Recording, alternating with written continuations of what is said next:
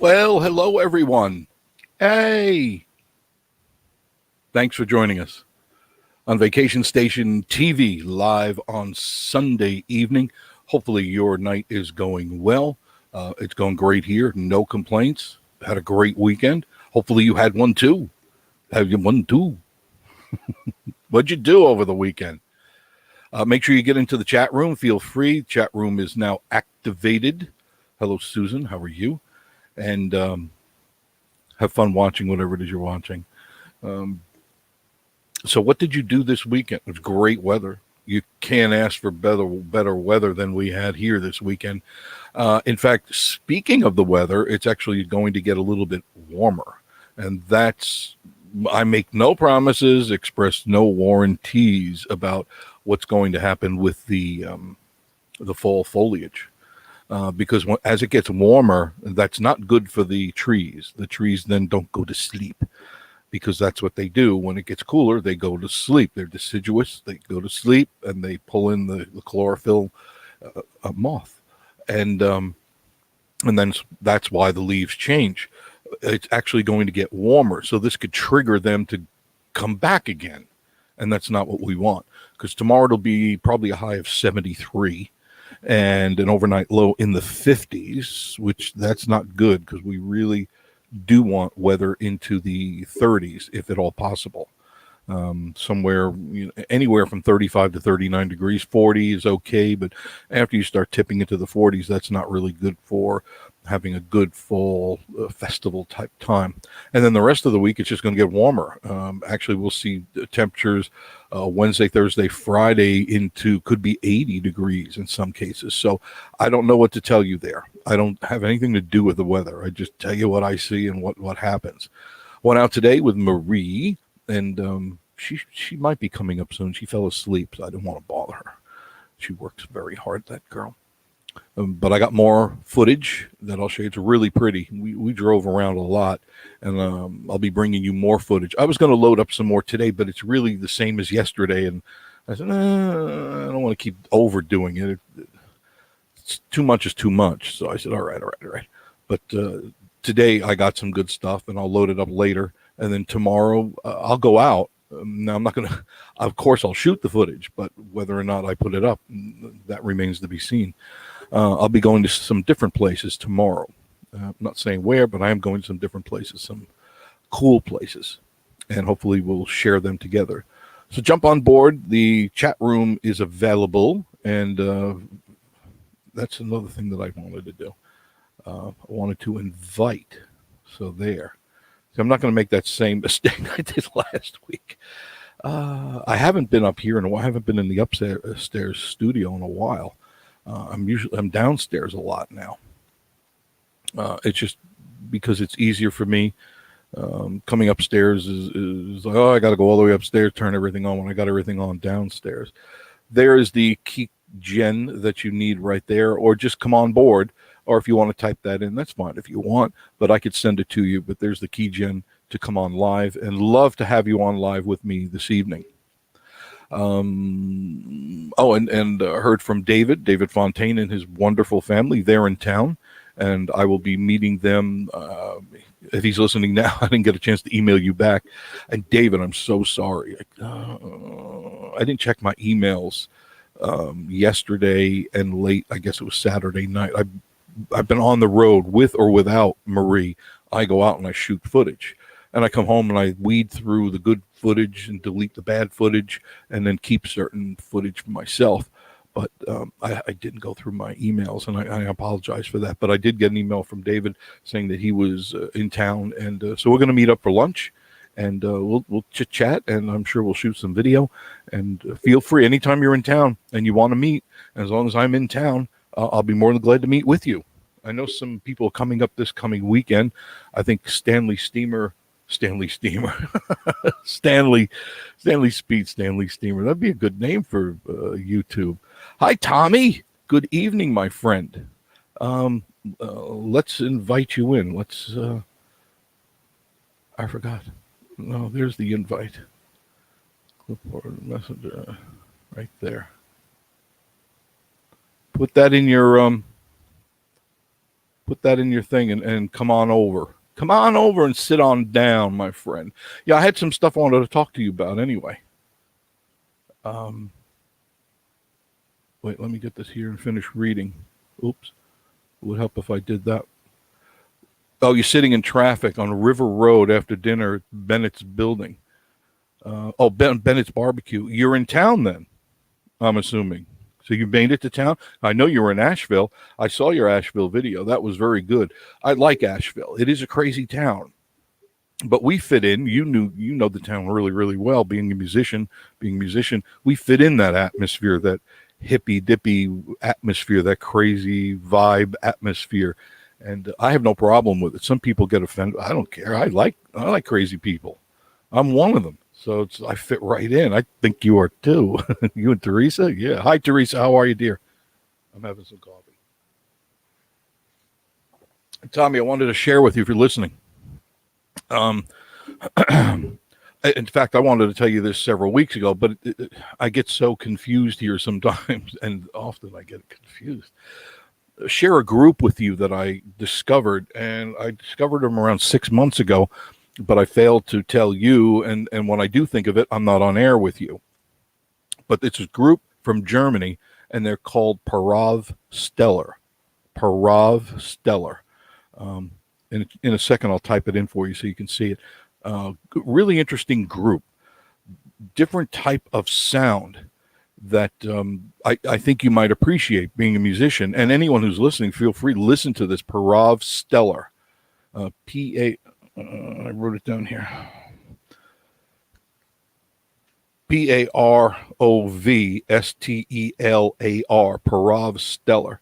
There's a really interesting mix of music. So you have to kind of go through a lot of their music in order to find all these different genres. It's the only thing I could class it as Euro swing. And I'm probably not 100% on that, but it's really good stuff. There's some stuff there that has a New Orleans type of style to it. And then there's the swing style, but it's done with today's musicians and instruments, and it's very well done. I think very well done. Check it out and see what you think, and then let me know if you like it or not. I can even email you some of the top hits that are very, very popular. They're really big over in Europe, and I never heard of them.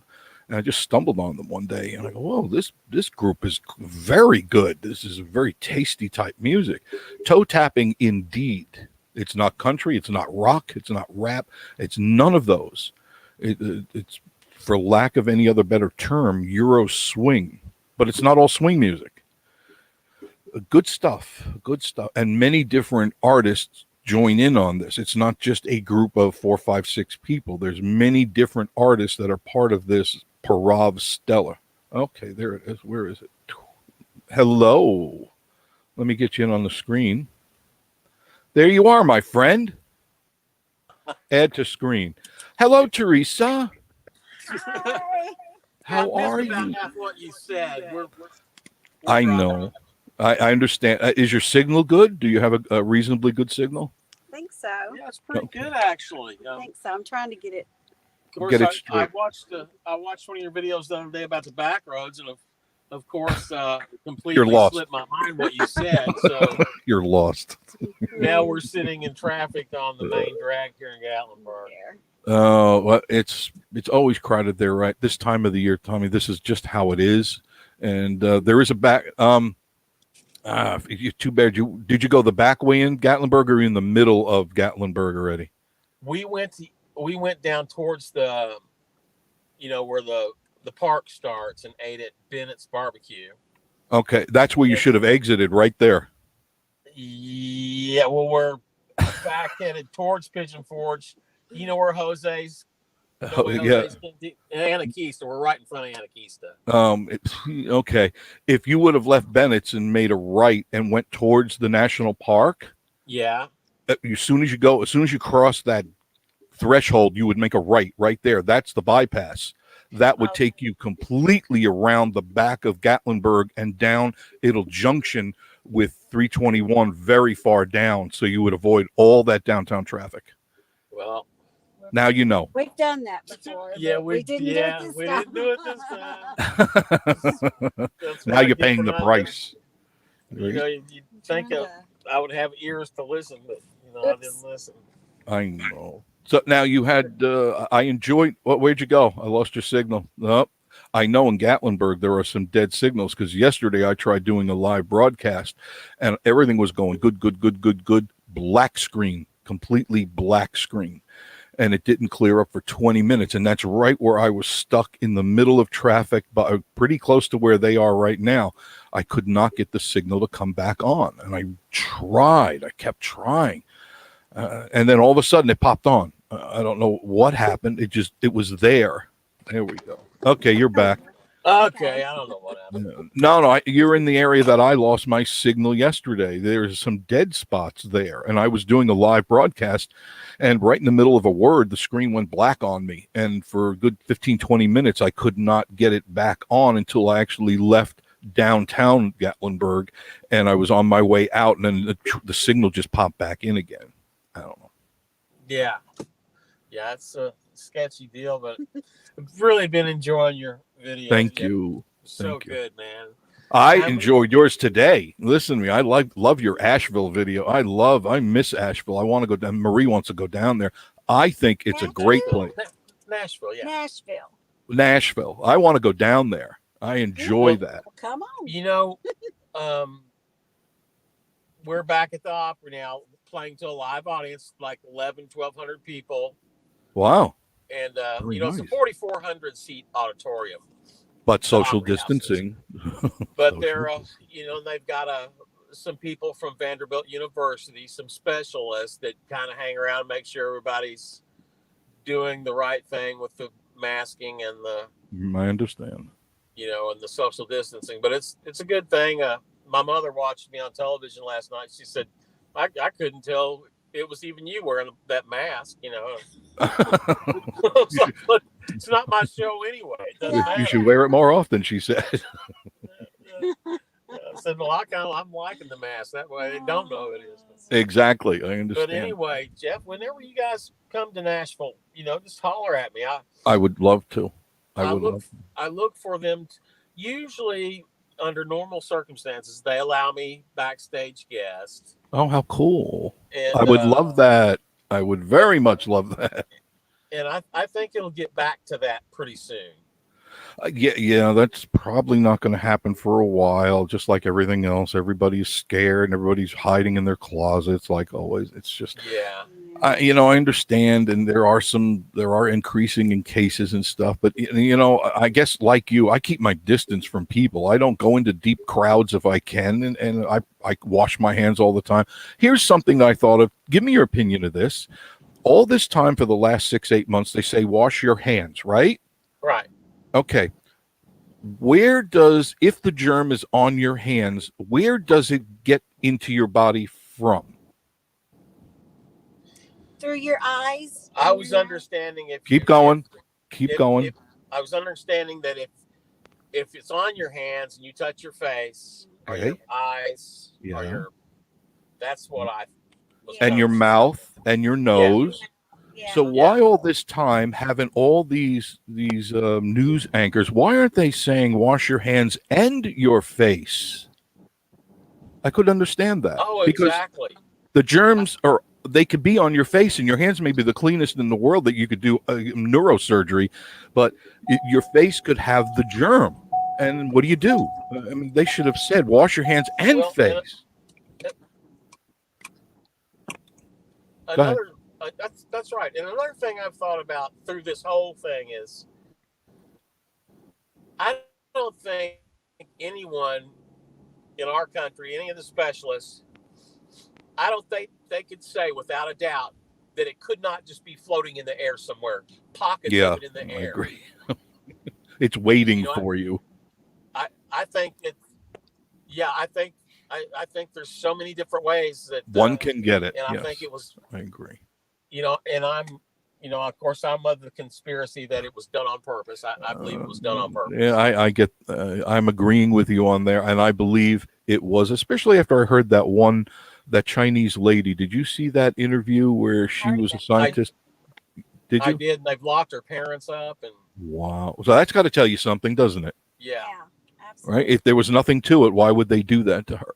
So I don't know what the retribution is. I don't know what we could possibly do without starting a world war, but we need to be very careful dealing with the Chinese government. We have to remember, I got to remember, I'm married to a Chinese, Japanese, Filipino, but we have to, I have cousins and aunts that are Japanese. wow, they have it. They're too close to those people over there. You know what I mean? It's like they're always on edge. The Japanese, all that whole Eurasia area is very nervous because they never know what's going to happen between North Korea and China. They just never know what's going to go on, and they're all reachable by anything that they have. We always have to remember, Tommy and Teresa, that they're communist. They're not. There's no democracy there. Their end goal is to control, destroy, and conquer. And we should never be very friendly with those type of people. Just like we're not really friendly with the Russians, but we have to do business with people to some degree. But we shouldn't be buddy in bed with these people because they'll cut the tie right under you. They'll zip the tie right under you. Exactly. And that really applies to so many facets of living your life. Like there's people that I don't want to be around that I have to work with. Yeah, haven't we all been through them? But I have to be nice to them and work with them. We should always keep our enemies close. Hey, there's a guy. There's a. Yeah, your friends. Closer. Yes, much closer. Hey, there's a guy, a YouTuber we came across a few days ago that you need to check out. This kid, he's probably like 28 or 29. This YouTube, he's done incredibly well. His channel's worth about 3.5 million. Ooh, that's nice. He's a young guy, but he's he's a singer. He's a country rapper. He's a philosopher. He's old country backwoods boy from Cheatham County, Tennessee. His wow. name is Eric Upchurch. Eric Upchurch. UP. No, I'm sorry, Ryan Upchurch. Ryan. Ryan Upchurch. You got to check this kid out. I will. He talks. He talks like uneducated. It speaks very plain Southern English, Southern. Okay. But I will give him a listen to Brian or Ryan. Was that Ryan or Brian? Ryan with an R. Ryan Upchurch. Upchurch. And he'll just, he'll come on YouTube and we're going through the tunnel. If I lose, yeah, okay, going through. I'm losing. He'll just do some rants and just talk about stuff. I still do. Somebody asked him about the debates, and he gave his opinion. It's brilliant. It's people honking their horses. So now, where are you guys headed to? Did you? Okay, now, are you coming down this way anytime soon? Our cabin, which is where's Valley? Where's Valley? Probably in the next couple of days. Okay, yeah. we need to get together then. We're just gonna be out. We're gonna be out running around and just enjoying the town. Okay, let's we'll get together and we'll do the lunch thing. Your people get a hold of my people, they'll get a hold of your people, and we'll get together. Definitely do a lunch thing. I love have this. my people call Definitely people. Right. Do a lunch thing. How can Jeff get a hold of us, or how can we get a hold of you? You email me. Go email me, and then we can trade numbers privately because I don't want your number on here, and I'm not putting my number. Yeah, definitely don't want. Yeah, no, how do we do this? Yeah. Okay, I'll email you. Okay, and my email is it's up here somewhere. I got it here somewhere. I swear I do. It's on the channel subscription thing, right? It is, and it's also here somewhere. Wait a minute, I'm looking for it. There it is, right there. Boom! It's on the screen. Well, it looks so weird. We're in the dark because we're driving, but anyway. Jeffrey Charles 55. @yahoo.com. Correct. He's a Yahoo man, just like me, baby. Yeah. I've made the great leap out of the Middle Ages from AOL, but hey, I still have my AOL account. Yeah, I do, but I haven't touched that account in so many years. I don't even know how to get into it anymore. I just don't use it. Somebody gave me an account. I don't even remember the name of it. It was like Mincemeat or something, some weird account. What the heck is that? I'm not putting anything on there. I have no idea. Mincemeat.com. I go, no, send me a letter, snail mail. I feel safer that way. Yeah. That's so funny. That's so That's good. weird stuff. So if you get a chance, I was talking, I don't know if you heard this. There's a group that I would like for you to listen to. Give me your opinion. It's called Parav Stellar. Parav Stellar. Right. They're a German group. They do, it's what I'm calling Euro swing, but it's not really swing. It's got more of a New Orleans jazz, a rock, and some swing. It's many different artists who do different things in this group they call Parav Stellar. And I think you would enjoy because they're very good musicians. They're very well trained musicians, and I think you might enjoy it because being a musician, you like the challenge of the progression of notes and the way that it's put together. Man, I love all kinds of music. I am a jazz. Oh, then you're going to love that. You're going to fall in love with this group. I love that. Really good stuff, Tommy. When I heard it, I'm going, this is what I like listening to. And of course, I listen to all my standards and stuff, but this caught my ear, unlike anything else has caught my ear in a long time. And I just like the way it just sounds. It's always good toe tapping music and fun to listen to, and it doesn't strain your brain. It doesn't it doesn't upset you. It doesn't put you on the edge or anything. So give it a listen to. I absolutely will. Cool. I absolutely will. And I'll, and you check out Ryan Upchurch. And I will, after I get off the air here and I make sure this is uploaded, I'll sit outside with my 700th cup of coffee and I'll, probably in an hour. Some of his stuff is very childish. Like he's into the gaming, video gaming thing, and which I still game. Just skip that and go to the next one, man. Wait. How do you know I won't like that? How do you know I won't like the game? I still game. Well, that's right. You might, but I mean, but I think after you see a couple of his kind of like rants, you're gonna agree this kid is brilliant. You kind of like my have if you have virgin ears, don't. Well, that ship sailed a long time ago. Yeah. We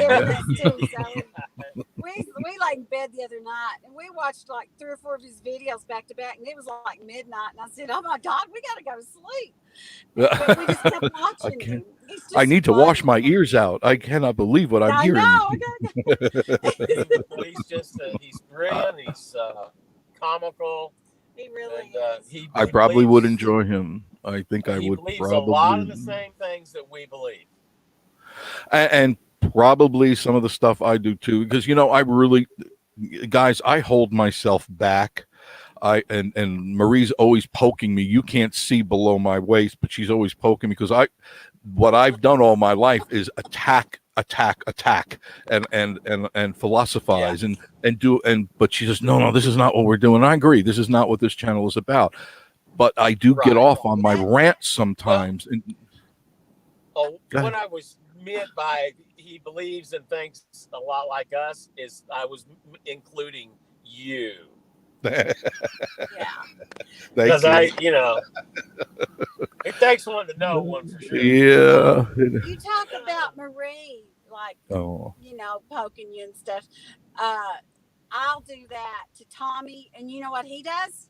What? Why are you poking me? Why are you doing that? He doesn't get the hint. He does. Hint. I get the hint. He gets the hint. He's just, he's ornery.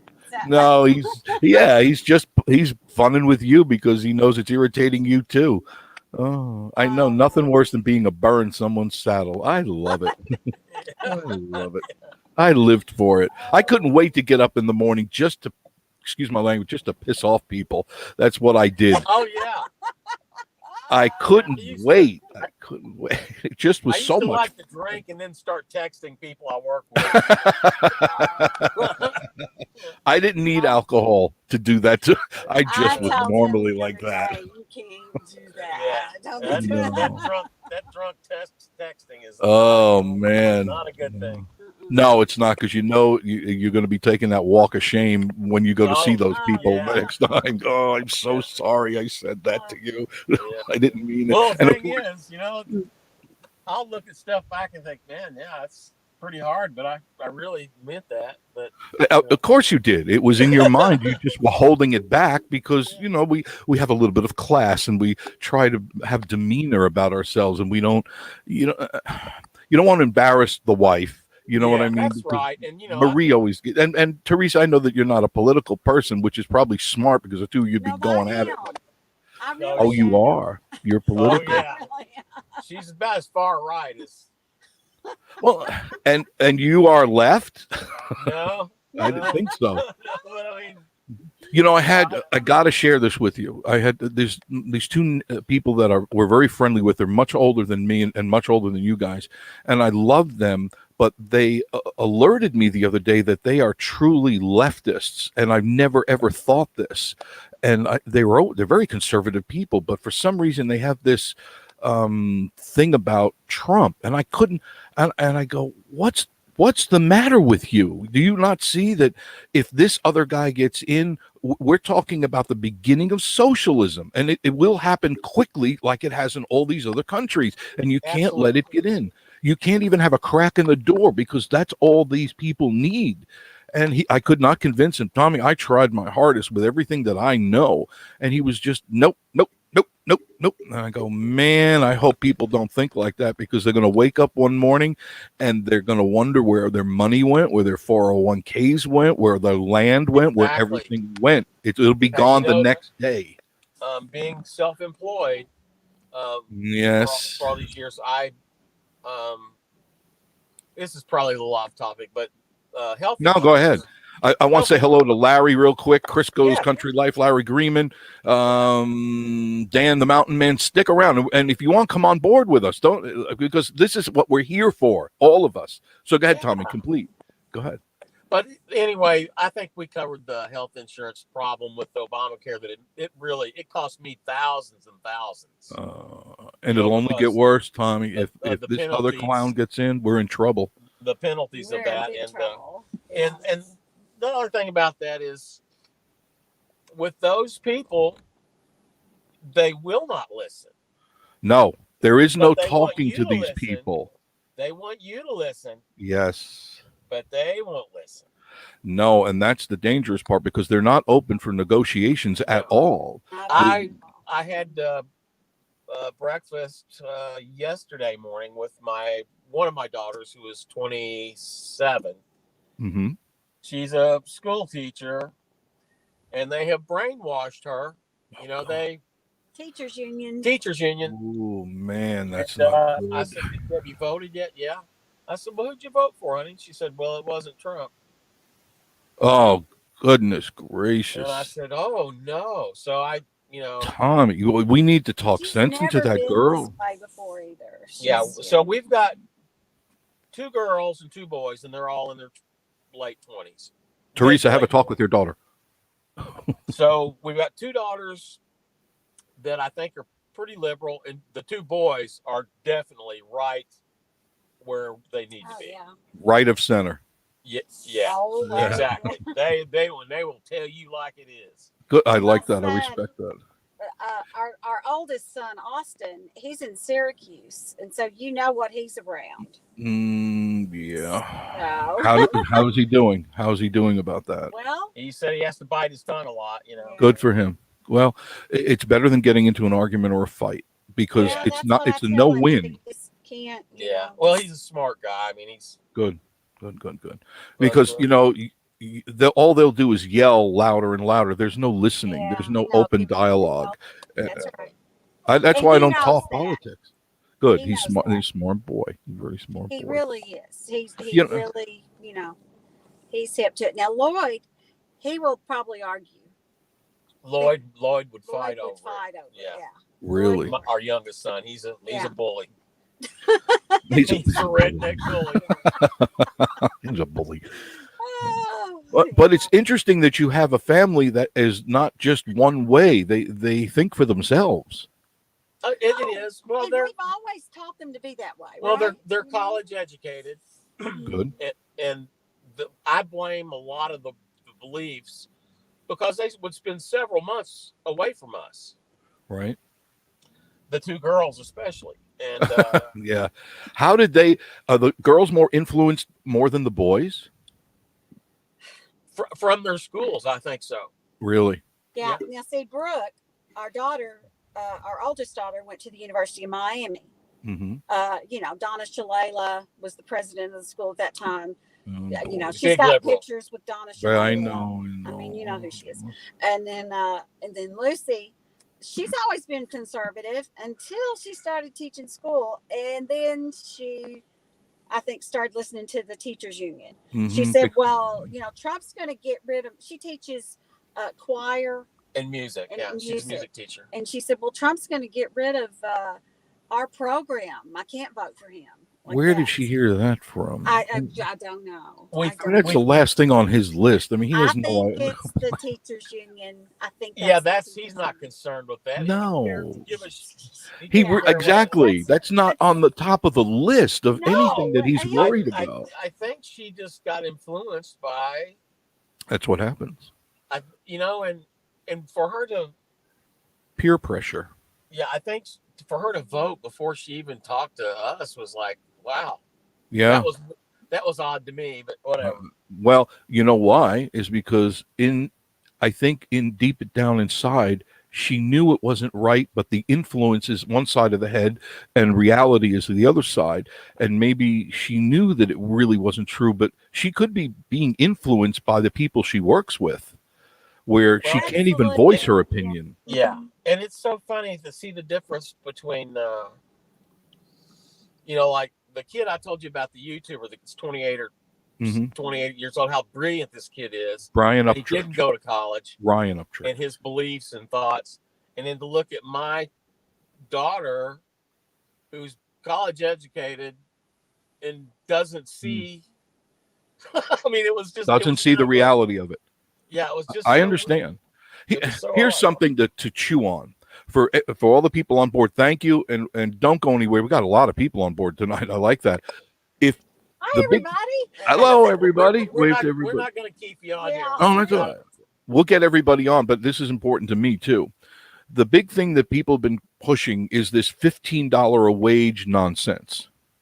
And you've heard this before. A lot of people, they want the increase in their salaries. If the other guy gets in, the first thing he said the other night, and I've heard it at least a half a dozen times, is that he's going to cut back the tax breaks that we received the last 3 years ago. Now, if you do the simple math, this doesn't take any real brain to do this. If you get $15 an hour, let's say starting January 1st, $15 an hour, and they implement their new tax, which is 30% increase on all middle class, 30%, it immediately negates, erases, and gets rid of the $15 and cuts it in half. So you're not going to be making $15. Exactly. You're not going to make any more money. You're going to be taxed to death. Unbelievable. And Tommy, that's the first of 4 rollouts. That's the first of 4 yeah. tax rollouts in the first 3 years. He's going to roll. We will be at 60% on our tax. 60, but take your money and lose it. Just throw 60% out the window. And I also believe that if they get in, that we would be on our way to reparations. Yeah. Yeah. I'm not shitting. I know you're not, which I think is so I'm not stupid. kidding, It's so man. stupid. It's not. And if we want that to be fair, if we really want that to be fair, then we have to take everybody who was ever enslaved in America, everybody, that includes all the Chinese and anyone else, the Irish and stuff, and we have to pay all of them, the Italians, and just go on down the line. That's so stupid, isn't How it? are they going to ever figure that out? Well, give it to AOC. She seems to have it all figured out. Yeah. Oh, she's got it all figured out. All right. God, my God. $100 trillion for a Green New Deal. In 100 years, we couldn't even lose that much No. money. Jeff is one of us. I know. Hey, Thank you. buddy, we're gonna make some room for somebody else to come in the chat. We've Okay. got to do some grocery shopping. When you come down here this weekend, please email me and we will get together, okay? We're here. Oh, you're What's- already what's- there. We're, Oh, I did. we're in Pigeon Forge. Oh, I didn't. I thought you were on your way. I thought you were still No, there. we're driving. here. We're in Oh. Pigeon Yeah, Forge. we're in Pigeon But Forge. anyway, Okay, cool. we'll give you an email and Yes, see we'll chat and see when we can have lunch. it sounds very good to me. I'm just doing video during the week, and I'll just stop video and we'll get together. Okay. Sure. Well, Because we're I looking want to get all forward the to it, Jeff. the What a great- foliage. what a I great- enjoy. I love you guys, and I enjoy you guys, and you make my day. Love you, buddy. Hey, we'll And, see you soon. Okay, bye-bye. Bye bye. Thanks, guys. I love those guys. Come on board. Come on board. Don't just stand out. Dan the Mountain Man. Come on. Crisco's Country Live. Larry Greenman. Hello, hello, hello. And anyone else who wants to come on board. Let's start chatting. This is what this show is about. Susan, there's all these people up here. Let's go. Let's start talking. Hopefully we made some sense to you. Because if you were sitting on the fence, listen to me. This is what I did for 35 years. I know politics and I understand what's going on. You're being lied to. Oh, and that's what I forgot to tell Tommy. That these people that I told you about, these older people, they are religious CNN watchers. If you listen to me, listen to me, friends. If you are watching CNN and you believe that, or LSD, or any of the other ones, Hey. hi, Crisco. How are you, my friend? Hey, doing good, doing good. How's Bo? Wait a minute. Let me get this on the screen. Da da da. Crisco's Country Life. There it is on the screen. Let's see. Yeah. I'm trying to turn the camera to show them to you. Let's see. Okay. Okay, let's see. Front. Just turn the camera around. Just there. Okay, there you go. Dee, dee, dee, dee, dee, dee, dee. Look at him. What's he eating? What do you feed him? Grain or hay? Or both? He's eating some. He's eating a little bit of hay, and then I put some Hi, seed Bo. feed in there. Oh, he Tractor said hello. Supply. Bo. Yep, he Bo. loves to be on camera. I bet he does. He's a He ham. does. He's so And then this- adorable. He's handsome. He's very handsome. Yeah, like his horns. Yes. Where's Mamie? I don't see Mamie. She's in the back. She Oh.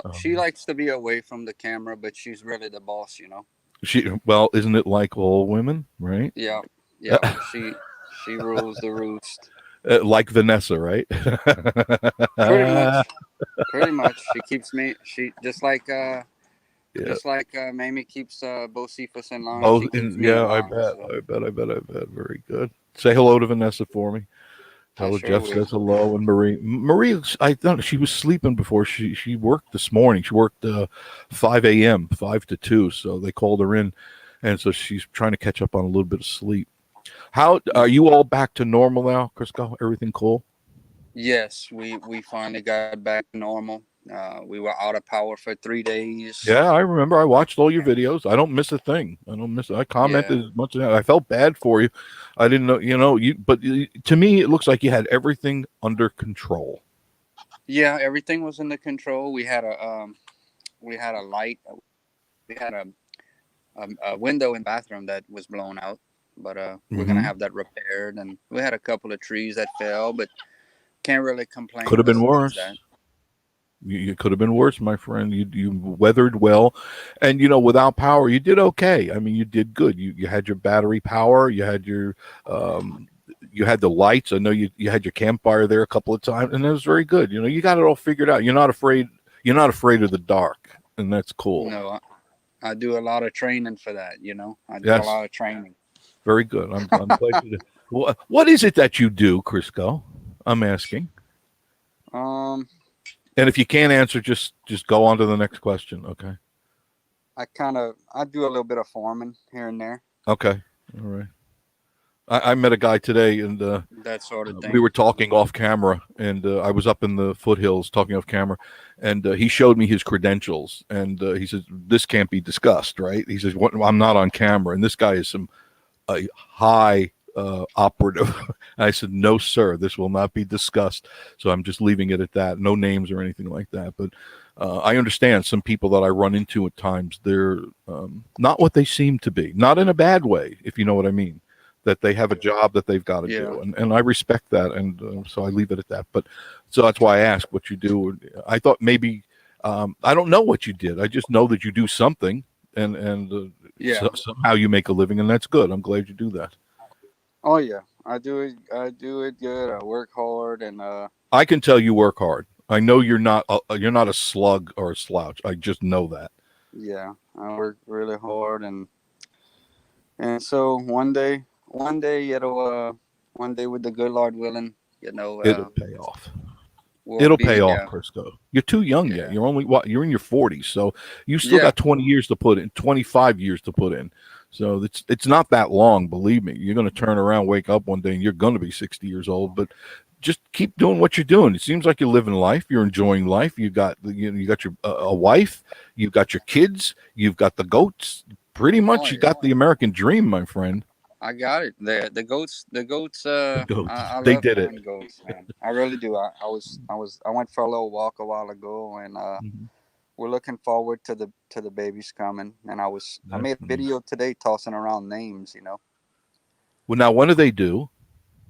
You know what? We never had I don't know. It should be within a couple of weeks. We never had a vet actually come.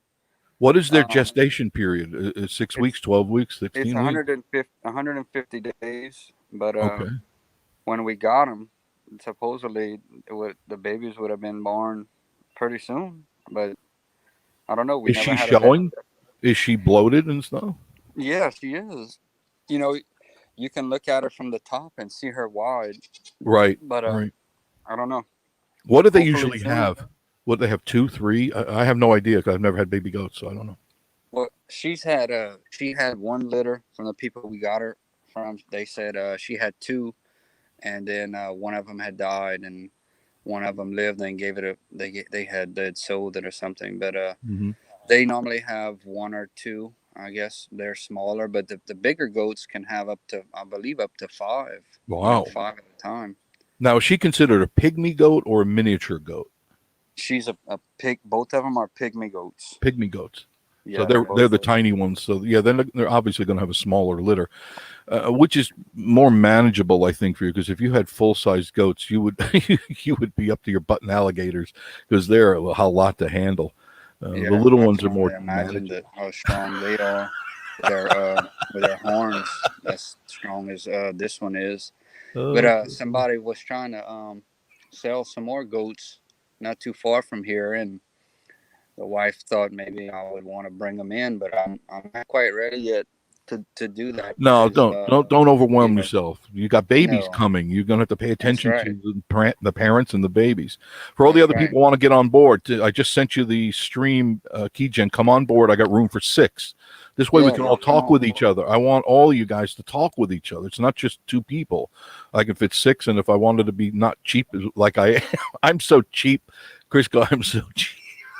My wife says, "My God, you're so cheap." She says, "You don't have to." I said, "I know I don't have to." I said, "The thing is, it's not how much you have; it's how much you keep." And that's I Okay, like okay. keeping mine. It's keeping Okay, your so let money. me ask you a question. Sure. So I'm pretty cheap too. Good for Do you. you save cans? I used to, but I don't have any cans. I don't use anything in cans. But yes, I Okay. used to. Oh, I don't drink soda, but if I had like vegetable or something in a can, yes, that would go into. I had a tub, a plastic garbage pail, not a very big one, but it was lined, and I would put them in there and then take it to the recycling. Yes, absolutely. I would save bottles, brown, white, and blue, and then plastic, and then of course anything else that was plastic that would go. But here, for some reason, Crisco, they don't have any recycling. Really? No, There no is recycling no places. recycle. I Wow. asked them the first week we were here. I go, "Where's the recycling plant?" They go, "Huh?" I go, "Where's the Mhm. recycling plant?" Because we're in Florida. You have to recycle. If you're caught, they'll fine you. If you're caught throwing Yeah. out glass or plastics and stuff, oh man, they'll slap your door. They'll put it right on your car, slap you with a Yeah. $25 fine. So I don't I know, but got yes, I would. And you do collect cans, I know, because you told me. well, I started I didn't used to, but I decided to try it out. I have a few bags. So what I'm gonna do is maybe one of these weeks coming up, I'm gonna take them to the recycling yard and see how much I can get. It's probably like $3 a bag, but kind of do something. I might even do like a little small video to see if it's worth it. When you buy the bag and kind of by the time you factor everything in, My how much? suggestion to you is reuse the bag. Don't take the same Yeah, bag and keep reusing. This way it doesn't cut into what little money you're going to take, and just yeah, get into that habit of lining the whatever it is, because I'd get the 30-gallon plastic garbage pails, and then I put the heavy duty carpenter construction bags. They're really durable. And then when I was done, I'd wash them out and hang them up. And it's just a habit. My parents Yeah. taught me to be very frugal, and I still am, because I don't waste money, because I work too hard. You work too hard. Don't you work too hard to hand Yeah. somebody your money? Yes. Right. Yeah. So that's what I think it's smart, but I don't understand, with all the people we have here, Crisco, why they don't have a recycling bin on every corner. Yeah. Think of all the people. Yeah, that is kind of strange with all the people that constantly coming in, all the The tourists. tourists, tens of thousands of tourists with soda cans. You would see them, Crisco. They're all walking around with the, what do they call that? The energy drinks and all the Yeah. soda, and they're just throwing them in the garbage. I'm going, if they were smart, they would have recycling, and this would help with their bills. If you're recycling and you do it properly, it would help with the city's funds. And you're talking tens of thousands of dollars. That's how it worked in Tampa.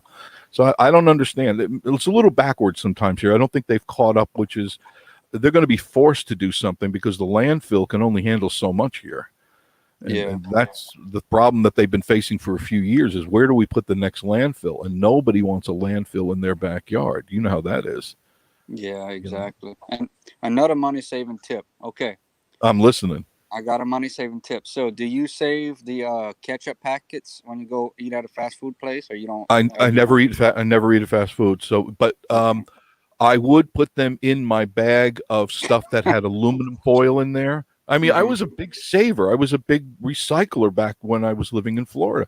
And yes, I would take them and they'd go into a plastic bag, and then I put them in with the aluminum foil stuff. Yes. Yeah, that's cool. That's cool. Because I do that, and also another money. Well, you don't drink soft drinks, but Nope. I bring my lunch every day, so I always have my own soft drinks rather than Yeah, I saw buy. your video that you had the sausage sandwich. That was, I think it was yesterday or today. That looked actually good. Yeah. It looks good, but I know I can't eat that stuff because of the medication I'm on. I have to be very careful what I put down my gullet. But it did actually look good. So I don't know. That was Wendy's? Is that where you went? That was Wendy's. Yeah, I did that Saturday morning. I went and I watch people that do these. It's called a mukbang. Mukbang, yeah. Yeah. And it actually was a very fun video to make. I really enjoyed doing it. You want to see a really good mukbanger? Nick Avocado. Have you ever watched Nick Avocado? No. Remember that name, Nick Avocado. Type it in. I'll send it. Actually, I'll share it with you. Okay. This guy is out of his mind. Crisco, this guy is completely out of his mind, and he eats copious amounts of food. Nothing like you. Not even close to what you ate. I'm talking enough for 50 I think I know who you're talking about. Is he the guy that is like a professional eater? I guess he's getting paid. He's got like 2.3 million viewers on YouTube, and he just eats copious amounts of food. He's a young kid too. He's got to be in his 20s. And I've never seen, and I laugh so hard. I feel so bad for him, but I laugh so hard at him because he is just out of his mind. You have to see this to believe what Nick Avocado is like. So I'll share it with you later, and I'll share it with anyone else who wants it, because it is a hoot for anybody who wants to laugh and be disgusted at the same time. Yeah, Yeah, tomorrow's Monday, so I'm fixing to put the goats in. But I wanted to stop by and thank you. Hey, what happened to you? Where were you last night? Last night, Friday night and Saturday night, you weren't live, and I said, "Where's Crisco?" I wasn't. I was away. Okay. And I didn't have access to it, and I think. I did one this morning though. I did go live this morning for a little I while. saw that. I saw the one you did. It was a very short one. Yeah. And whatever it is, I support what you're going to do. All right. Yeah. Because I know you got your head screwed on right. And whatever it is you're going to do, and you, whenever you're ready to launch and tell people, you do that. But I know whatever you decide to do, it'll be successful, because so far you've been doing pretty darn good. Yeah. We're both climbing up the hill slowly. You notice that we're going up and up and up, and we're getting there. We're almost there, almost halfway there. You realize that? Yeah. What I'm trying to do more right now is tag my videos more. There's a lot that goes behind, that to kind of give make your your videos searchable, and so that's Yes. what I'm really working on right now. But you know, it's a constant thing that I have plans on doing this for probably if good Lord willing the next 20 years. I don't have no plans on stopping this. I love doing this. No, I get the impression you're determined. I Yeah. know that you really want to do this, and I like a lot when you incorporate the goats into this, and I think other people will too, because I have never, ever, Crisco, seen anybody doing goats. We have a lot of people doing different animals, so I like it too, because I've had goats, and they're funny animals. They have their own little personalities, and I think you got something there. So work on Bo and the babies are a shoo-in. You're going to get oohs and ahs the moment you put them on camera. Yeah, I will. Well, you have a great night, man, and Thanks, we'll see Crisco. you the next time. Okay. Thanks Bye-bye. much. I'll be talking with you soon. Very good. He's all right. I like him so much. He's such a good guy. And if you get a chance, you go to Crisco's Country Life and make sure you subscribe to him and watch his videos completely. A lot like what Amanda said. You watch the videos to the end. I think you're still there, Amanda, aren't you? I know you were on live. I could not watch you before because I was doing work on this thing. Dan the Mountain Man, how are you? Look, I got room for 5 more people. Will you please come on board and chat with me? I don't want to just sit here and talk. There's Oz. Hello, Ozzy and Amanda. I got them on screen now. I try to put everybody in here, and if I don't, I'm sorry. And R&R Trail Boss, Rick, hello, gang. How are you, R&R? You do like trains. I know that. I love the Tranger show. I like trains. I don't know much about them. I like watching them. I'm not to the point where I could say I'm a train enthusiast where I know anything about them, but I do enjoy them. I'm not opposed to anybody's hobbies because I learned something from all of you. You all teach me something, and that's what it's about, learning and understanding. Let's see who else is here. Michael Woolweaver. You're new to I know you're new to this station. Thank you. Come on board. I'm putting in the key gen here. Come on board. Come on camera with us. Okay. Even if you stand with your back to the if you don't want to be facing to the camera, go back to the camera. I like seeing someone else here other than my silly face looking at that camera. Oh, goodness gracious. Marie and I went out today and we got some video. We got some good footage of the leaves. We were all along the foothills mountain because I'm 5 minutes, literally. I can just the car doesn't even have time to get warm, and I'm on the foothills. So I got a bunch of video there, and the Harvest Fest was still open today till 4:00, and they were packed again. If you get a chance, take a look at our video of the Wares Valley Harvest Fest. There's 2 of them up there. There's the original one. There's Dan the Mountain Man. How are you, sir? Hey, I've been talking for a few minutes here. Thank you. I appreciate that. Anyone else? Come on board. We got room now for 4 more people that we could fit in here, and we could all chit-chat together. Now, you're going to be live tonight, I'm assuming, correct? Yeah, here in a few minutes, I'm going to go live. Okay, very good. So what'd you do this weekend, Dan? Well, I had family up this weekend. I got My condolences. family staying with me, so My condolences, sir. I know what it's like, and you love your family very much, and I do too when they come, but it throws my whole schedule into a tailspin when they come up, you know?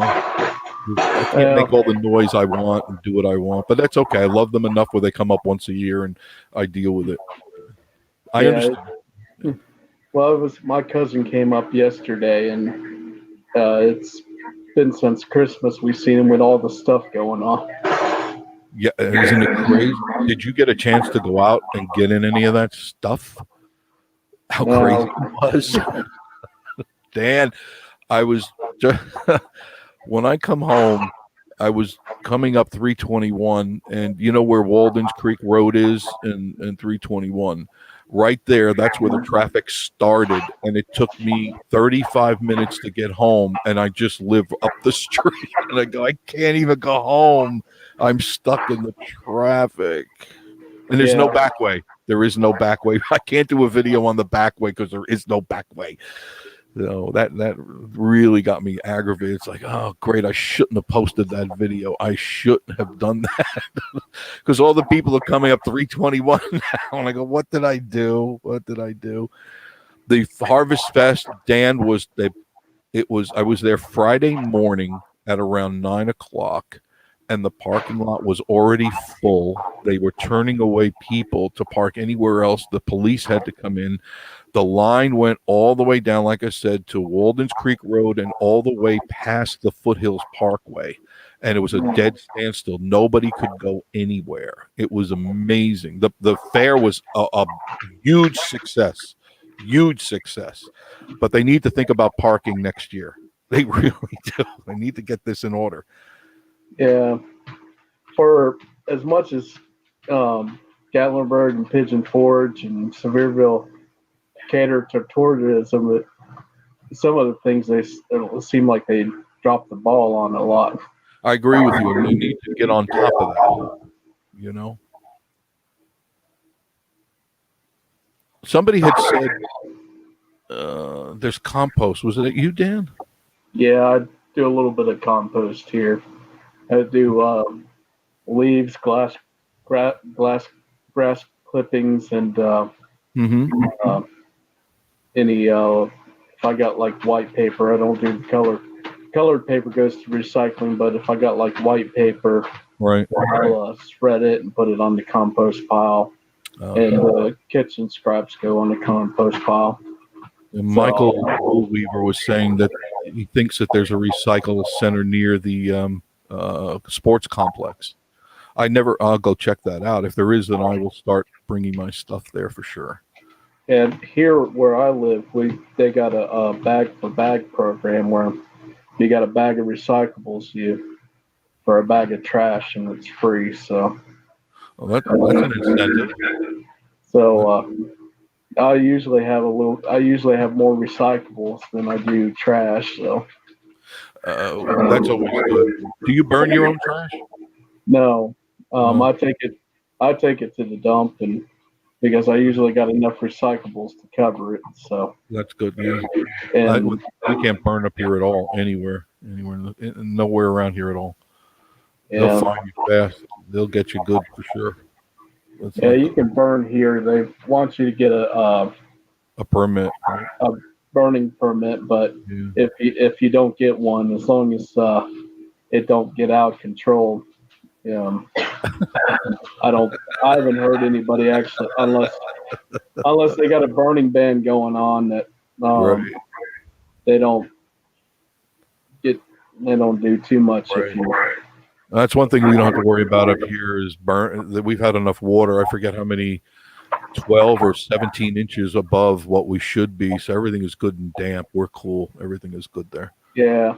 I could use a couple of weeks without rain I bet you can. It's been wet. Well, now we're heading into El Nino, so that's going to be much drier. We should see all across the board for the next year super dry conditions. So we'll see what happens. That's good for hurricanes, though. Yeah. Excuse me, I had to cough. So now, what are you going to do tonight on your show, my friend? Well, I'm gonna got some Halloween trivia. Yeah, I watched it. I caught the last half of your show last week. It was fun. In fact, I even tried to answer one, but somebody beat me to it. Yeah, well, I just do it for the fun of it, and I know it's great. So, I think it's a good idea. Don't really give out any prizes or anything, but just I don't think you have to. Everybody was getting involved, right? Yeah. There was no need to give out anything if you don't want to. It's just a part of being part of it. I mean, sure, if you're going to give away a Lamborghini or something, I'll play. Oh, okay. Yeah, I wish I could afford that. Yeah, me too. But, although if I could, I wouldn't get a Lamborghini because I can't. Can you imagine trying to take care of something like that? Or could you imagine driving down like Pigeon Forge in a Lamborghini that's revving at like 5,000 RPM and it can't go anywhere?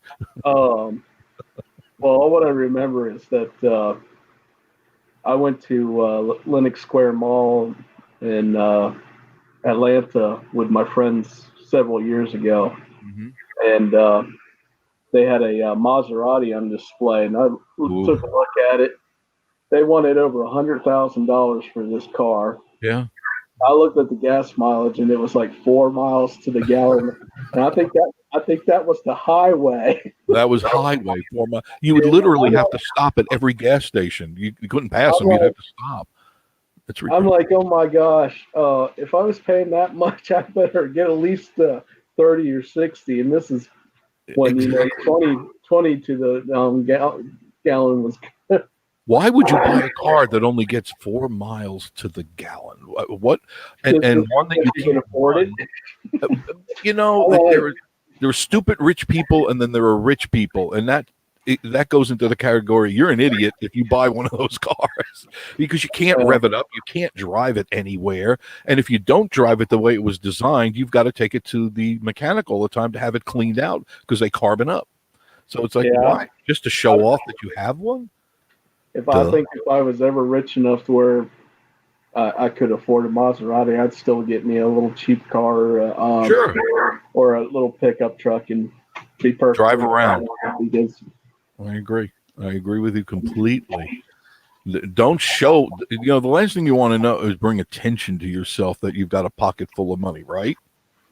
Yeah.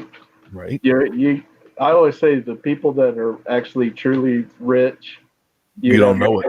You have no idea they're rich unless you really personally knew them and knew that they're rich. Yes, the ones that go around showing that look how much money I got, and they're throwing money around. They're just deep in debt, and they're not acting all that rich. I agree with you. I see. Bob is here. Bob, come on board. I don't understand. Dan, you're the only one, along with T and me adventures. The cameras are available. Come on board and let's chit chat, please. I like seeing your faces. I love all you guys, and I want to see you guys on here because I went through all this effort to put this stupid program on here, and it almost gave me 3 aneurysms to do it. I couldn't believe this thing. And I got to keep reminding people to hit that. You go to the microphone button, the cam and the mic, just click it and hit the echo cancellation, and we can talk very clearly. Is my voice coming through okay, Dan? Yeah, your voice is coming through. Thank you. And I went and got a new mic, but I got to wait to get a headphone with it, I guess, to use it. A lot of them have to wear it. In fact, they even advise that in the instructions. You should do that. And I'll just make it quick and let you talk. I realized why I was having so much problem. Remember when we tried talking and I had all this echo? Yeah. It was a couple of weeks ago. And it hit me late. It must have been 3, 4 in the morning. I was sound asleep, and it hit me. I'm using a microphone that's designed for a studio environment, which is probably what you have. You cannot allow speakers in the room with you that are on. In radio, as soon as you key the mic, push the button, it mutes the speakers in the room. You cannot have a speaker on, not even a little bit of volume, because it does create the feedback. Once I realized that's what I was doing here again, it cleared up just like that. I wear my buds, I turn off the speaker, and everything is clear. So the same thing goes for any of you. If you're using any of these microphones, condenser or cardioid, you've got to wear buds, and you've got to make sure that you plug in, you turn it on echo cancellation, especially if you're using Streamlabs and or StreamYard or even OBS, any of the above. Otherwise, it causes havoc for everybody in the room. Go ahead. I digress. Yeah. Well, I've been planning on buying this microphone I probably would have had it back in March if. What did you get? I got this is what I got. So. Yeah, I've seen that before. That's used by a lot of tubers, the Yeti. Yeah, I've read the reviews and everything, and for the most part, it seemed like pretty good reviews and stuff. So. Yep. And I kind of like the design too. So that's really what sold you, is the design. Yeah, it was the design, and the reviews helped. Guys are guys. We always go by the way it looks, right? Yeah. But I would have passed it up if the reviews weren't all that great. But Yeah, because there's some really cruddy ones out there. You got to be careful because some of them look really cool, but they're really not. They're bad. You know, they're cheap Chinese trinkets. So you read the reviews, the response, and stuff like that. I bought 3 of these things just in case one breaks. So I got 2 on the shelf, and I got 2 more underneath me of some other brand that I bought. So I'm okay in the microphone department right now in case, because I wasn't sure how I was going to come across on this medium. You know, I know what it does in the radio station, and these are XLR mounts and stuff. They're not regular mounts because XLR, the ground, you don't get a ground hum. So I had to pick the right one for the computer that worked. It was a real pain in the neck to do, but I think I'm calm about it now. yeah, I've been stressed for a while on trying to get this thing going because it's all new to me, and it's kind of new to you, I think. yeah. I've only been live streaming since about the end of last year or so. Oh, so you're way ahead of me. Goodness gracious. But I'm still. Well, look who's on board with us, Dan. I believe Bob is with us. Good evening, Hey, sir. Bob. Hey, Bob. I don't know if you can hear us. Bob, can you hear us? Yeah, I'm not sure. You sound crystal clear. Give me a little more volume, but you're clear. Can you hear me? Yes, I hear you now. Good. There's no echo. Very good, sir. Very, very good. There we go. We finally meet in some impromptu manner. I love that. Very good. Thank you, sir. I do appreciate that. I hear the raccoons knocking stuff outside. I could just heard boom, boom, boom. They're knocking stuff over. That usually means they're hungry. So what have you done lately, Mr. Bob? I saw that you put a new one up, but I didn't get to watch it today because I've been out on the road. Yeah. Today we just launched kind of like a T-shirt shop, a spreadshirt shop. We're going to start selling some different Smoky Mountain designs, not like Very nice. like merch for the channel or anything. Selling just different Gatlinburg and Pigeon Forge. Is that going to be from consumer? It'll be for the consumer. We can buy from you? Spreads. Yeah. It's cool. Yeah. Oh yeah. So it's SmokyMountainThreads.com. I like the name. Through. So today we'll be putting up some Wares Valley videos that we recorded back in September. So. Very good. And you had mentioned to me yesterday, I think it was, please do not ever feel like you're offending me ever. All right. Unless you're personally attacking me, then that's an offense. All of us do our own thing, Bob. We all have a way of, you have a style that I couldn't even try to duplicate because you're you. And so is Dan, and so is Crisco, and all. And this is an open territory for everybody to do what they want to do. And I encourage everybody to do the style that they love to do because I like watching all of your videos. If I'm watching me, the last thing I do is watch my own videos because I did them, so I don't need to watch them. I like watching your stuff to see where you've been, the hotels you've been to. Dan cooking, that was good what you cooked the other day. Crisco with his goats and stuff. All the people, Ozzy, Amanda with Ozzy the cockatoo, and Amanda. I love all their stuff. So don't feel like you're stepping on territory, sir. We have the same right, all of us, to walk down the street together, arm in arm, and take. Can you imagine if all of us were walking arm in arm down the street, taking the same video and then showing it to everybody? It would not be the same, would it? We'd all have our own style and do our own little thing. And that I applaud us for doing that. I think that's great what we do. And I like the different perspectives that everybody has. I agree. As well, so. Bob is so laid back, and the way you do it is very unarming, Bob. You're very unarming. It's like you're so mellow, and then I wait for the zinger, and you always put the zinger in, and that's what I like. You go, no, this wasn't good, or you tell the truth, and that I like that you don't hold back. You're dreadfully truthful, and painfully sometimes. I like that. Yeah, and I think the thing I've found is that there's we had one hotel review that one Best Western that we left after I'm glad you So, said that, because think about how many there was people would have gone there if you would said, "Oh, this is great. This is wonderful. It's like going to the queen's home herself." And then they go there and they find it's not what you said it was. And that's fraudulent. You know what I'm saying? Be honest. What do you got to lose? Yeah. Was somebody going to tell you they don't like your video? I get it a all the couple time. times. You know what I mean? I get all sorts of weird stuff, you know, and it's like, well, if don't look at it. If you don't like it, don't look at it. It's because I'm not making you do it. I'm not making you pay for it. God, Yeah.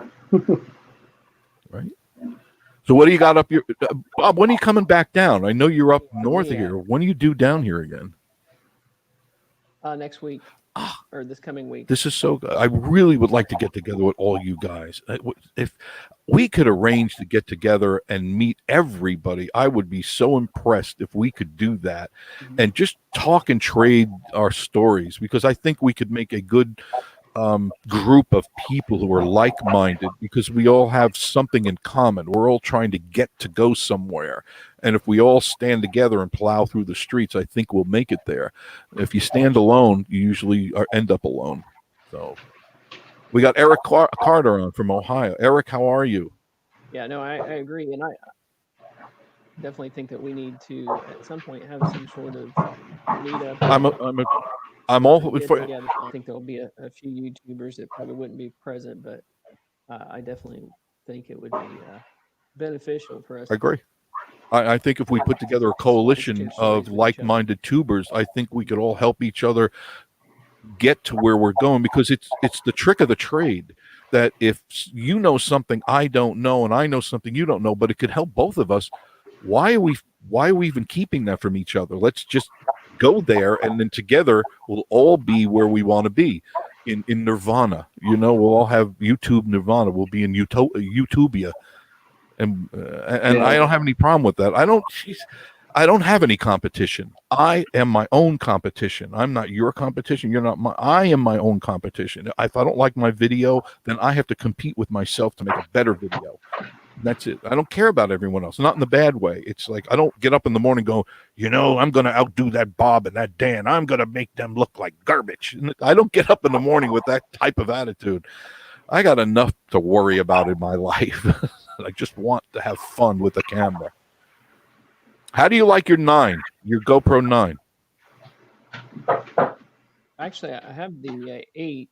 I was looking at the 9. It had come out just a little bit.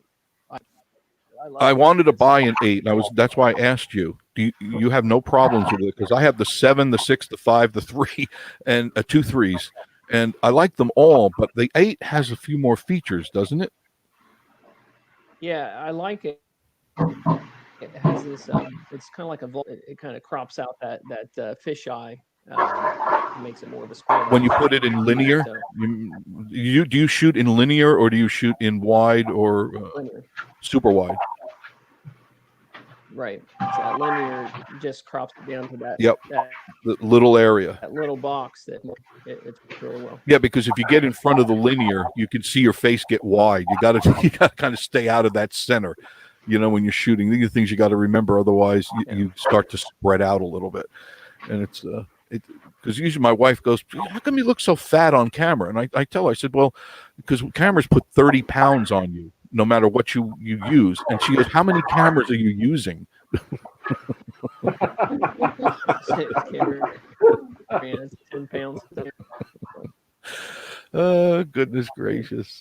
But the 8, you find that, because I really want to get a new one. I don't want to go with the 9, and the reason is not because, well, yeah, there is another reason. It is too darn expensive, and I'm not going to pay that kind of money because I'm too cheap. But it's too big. The measurements are considerably larger than the 7 and the 8, and it will not. Listen to this. It will not fit on your gimbal. It will not fit on your gimbal, so you'll be wasting $500 if you go for the 9, because the gimbal can't handle the weight. They'll actually collapse. If you put too much on a gimbal, it will collapse. Yeah, and I don't even use a gimbal on my 8.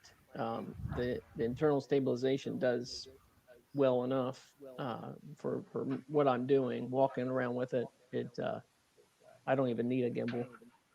I'm too shaky for that. I can't. I shake too much. It looks like I'm on a roller coaster. they just keep stable. The stabilization is just incredible. When I Yes, was- then that was the big in the 8. And that's one of the reasons why I was thinking, because the stabilization was considerably better than the 7, and the 5 is okay, but if you jitter too much, it can't handle, like going on a road that's bumpy like that. It can't handle it, and that bothers me. Where the 7 is a little bit more stable, but the 8 has those little bit. The stabilization was better. 9, they say, is you can throw the thing against the wall and it won't shake. But why would you throw your camera against the wall in the first place? I don't think you would do that. And I'm not going to pay $500 for a camera. I'm sorry. I'm just not. I bought that Canon, the one that everyone, for a while everyone was using the DSLRs. Have you ever held a DSLR out like this for more than 5 minutes? I Dan? have. That's what I shoot with. Doesn't your arm get tired, sir? I kind of got used to it, I don't.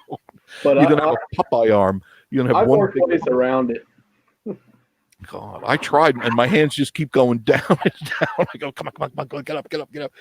I can't. After 5 minutes or so, it's like I start getting jittery. So that's when I got the gimbal, and I said, I'm going back to the GoPros, because there I could put them in my pocket, and Yeah. literally I carry one in my pocket all the time, and I put one on the gimbal in case that one breaks. But, Well, Jeff, I'm going to head on out here, and Dan, thank you, sir, and I'll try to catch up with you after you're done on your show, and we'll play the Yeah. trivia. Okay. all right. It's good seeing Thanks. you, Bob. Bye, Alex. I see him peeking back there. Hey, Alex. There's our future vlogger, man, right there. There you All right, are. I'll see you guys later. See, Very good. I'll be on your channel later on. All So, right. Bob, you're going to teach your son how to do some vlogging? yeah, he started a gaming channel. He's been trying Cool. to. That's a hard niche to break into, but he started a gaming channel. Well, obviously he plays game. He's a gamer, correct? Yeah. Yeah, I am too, but I'm a PlayStation. Alex, please don't hate me for that. I'm PlayStation. I know you're Xbox, but I'm a PlayStation guy. That's what I've always had, and I tried the Xbox. It just didn't meet what I wanted, but I know it's good. I know Xbox is very, very good. He does PlayStation actually, but he'll do some his channel. He'll do a lot of PC games right now, but Oh, I've tried those. I can't. I just don't. Nah, they're too advanced for me. I can't figure it out. I can't. The keyboard stuff. I'm just smashing the keyboard trying to get it to work. yeah. There was a point in time where I'd let him win when we were playing video games. Now he has to let me win. So, Oh, you see what you did? You allowed him to win, and it comes back on you. yeah. I enjoy it. I still play when I get bored. I always have it hooked up, and I like Call of Duty. I just happen to like all that stuff, and I just play for maybe a half hour, 45 minutes, and then I'm satisfied, and I go. I don't do a 48-hour binge like some kids. You know? Yeah. No, I'm too old for that. 48 hour. I need a nap. After an hour, I need a nap and some oatmeal, and then I got to go back out on the road. It's amazing. So you're coming down soon. I like that. God, I've got people I got to meet Tuesday. No, yeah, Tuesday. Then I got to meet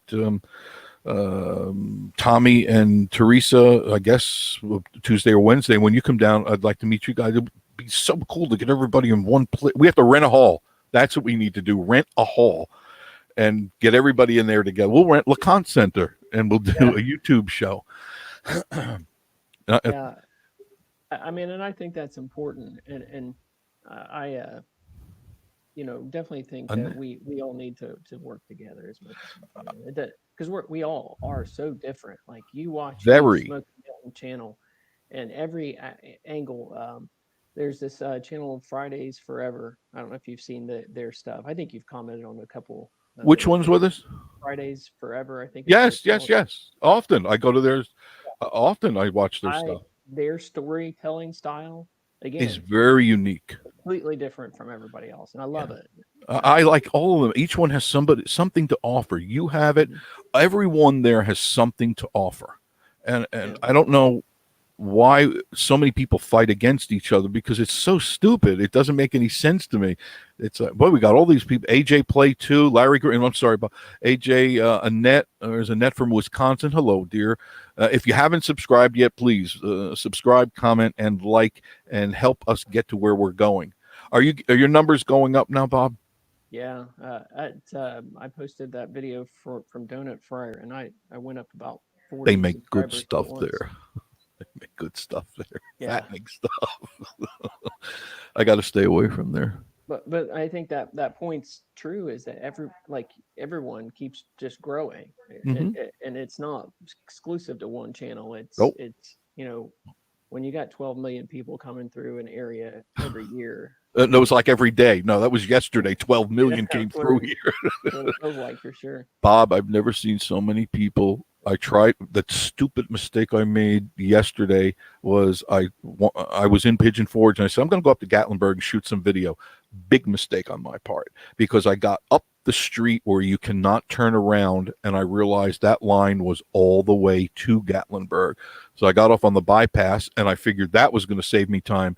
Guess again, idiot, I was stuck in that traffic too. Yeah. And so I go, and then the dumbest thing I did was I finally got to where I wanted to go, and I got the cameras out, and I got the gimbals out, and I'm ready to go. I forgot the SD cards at home. Oh no. Yeah. I crank it up. It goes dee, no SD card. And I go, you're a bigger idiot than your wife tells you that you are. I could not believe it. Just proof that you weren't supposed to record that day. I guess so. Whatever it was kept me from recording, but there's some beautiful views up there. Now, when you come up here, do you drive around and do you get I'm sure you do. You like the views like everyone else, right? Yeah, and the thing I don't ever want to do is to make it so much of a task that it becomes a chore instead of. I agree. It should be fun. The moment you click the button on to when you're done editing, there should be joy in your heart. Because if it becomes a job, it's time to get out of it. Yeah, no, I completely agree with that. If you don't love what you're doing, don't do it. I've always been told that, and I've always lived by that. If you don't love your job, quit and go get another job, because you're going to be doing it a long time. And if you're a type of person who's a career-minded individual, if you don't like what you're doing, don't sign up for the next 40 years of not liking what you're doing, because you're going to hate yourself, right? Yeah, absolutely. And that's what, I use this as an opportunity that when this whole pandemic thing started, I was off work for 4 months, and wow, I saw it as an opportunity to start this channel. It's something I've wanted to do for 3 or 4 years. And the opportunity was there. Right? It was there. So we've taken full advantage of it, and now I'm back to work, but we're still going. What do you do? What is your career? I'm a market analyst at a hospital. So so you're definitely an IT kind of guy, and analytical, very analytical. Yeah. Okay. I respect that, because you're using your mind to the maximum. I need to hang out with you more, and maybe some of that will, by osmosis, just come off onto me. Oh, no, but so you're doing great, and I absolutely love the style that you bring, and it's so different. And I was telling my wife about it. It reminds me of when you stop and watch those information channels locally when you're in the Smokies and you're on the cable news networks, and there's the visitor information channel, and they have where they're interviewing, they're talking to people, and it has that very well homespun thing. I love it, and the thing is, there's literally no one else doing it like that. Thank you. I take that as a compliment. I like talking to people, and I've done that all my career. I would just stop people, so I'm not doing anything different than I've done when I was in radio. Just only before, you only heard me, you didn't get to see me. Then when I was doing television, you would then see me. But now I've incorporated the two. And if I didn't know you, I would walk right up to you and start talking to you, and I'd find out within 10, 15 minutes your life story, and not in a bad way. We'd be communicating and exchanging and sharing. And now I get to put it on video and share it with the world. And I think people appreciate our styles, because we introduce them to things they only thought, or they thought they would never, ever get to know anything about. Like when you bring them to different places, I don't know if people realize, or I'm sure you do, that you're helping people that can't get up here. that can't make it up here. Maybe they're homebound, or maybe they're too old to travel, or maybe they can't afford to travel. We're bringing them into our world virtually. That's why I say it's our virtual getaway, and you too, to where you may be bringing some joy into some people's lives that they're having misery. And that's how I look at it. That's why I'm sharing this with you, that I can share these moments with people anywhere around the world, and hopefully their life is a little bit shinier. And maybe they laugh at something we say, and they are happier than they were before they clicked that channel. It's just a thing that I do. What's your wife's first name? Because I just want to say hi. Miranda. Miranda, how are you, Miranda?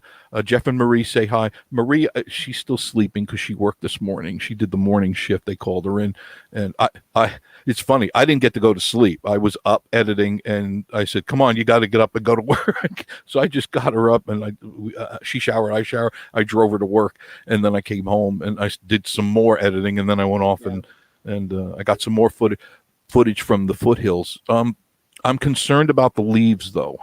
And you're going to be coming up here soon.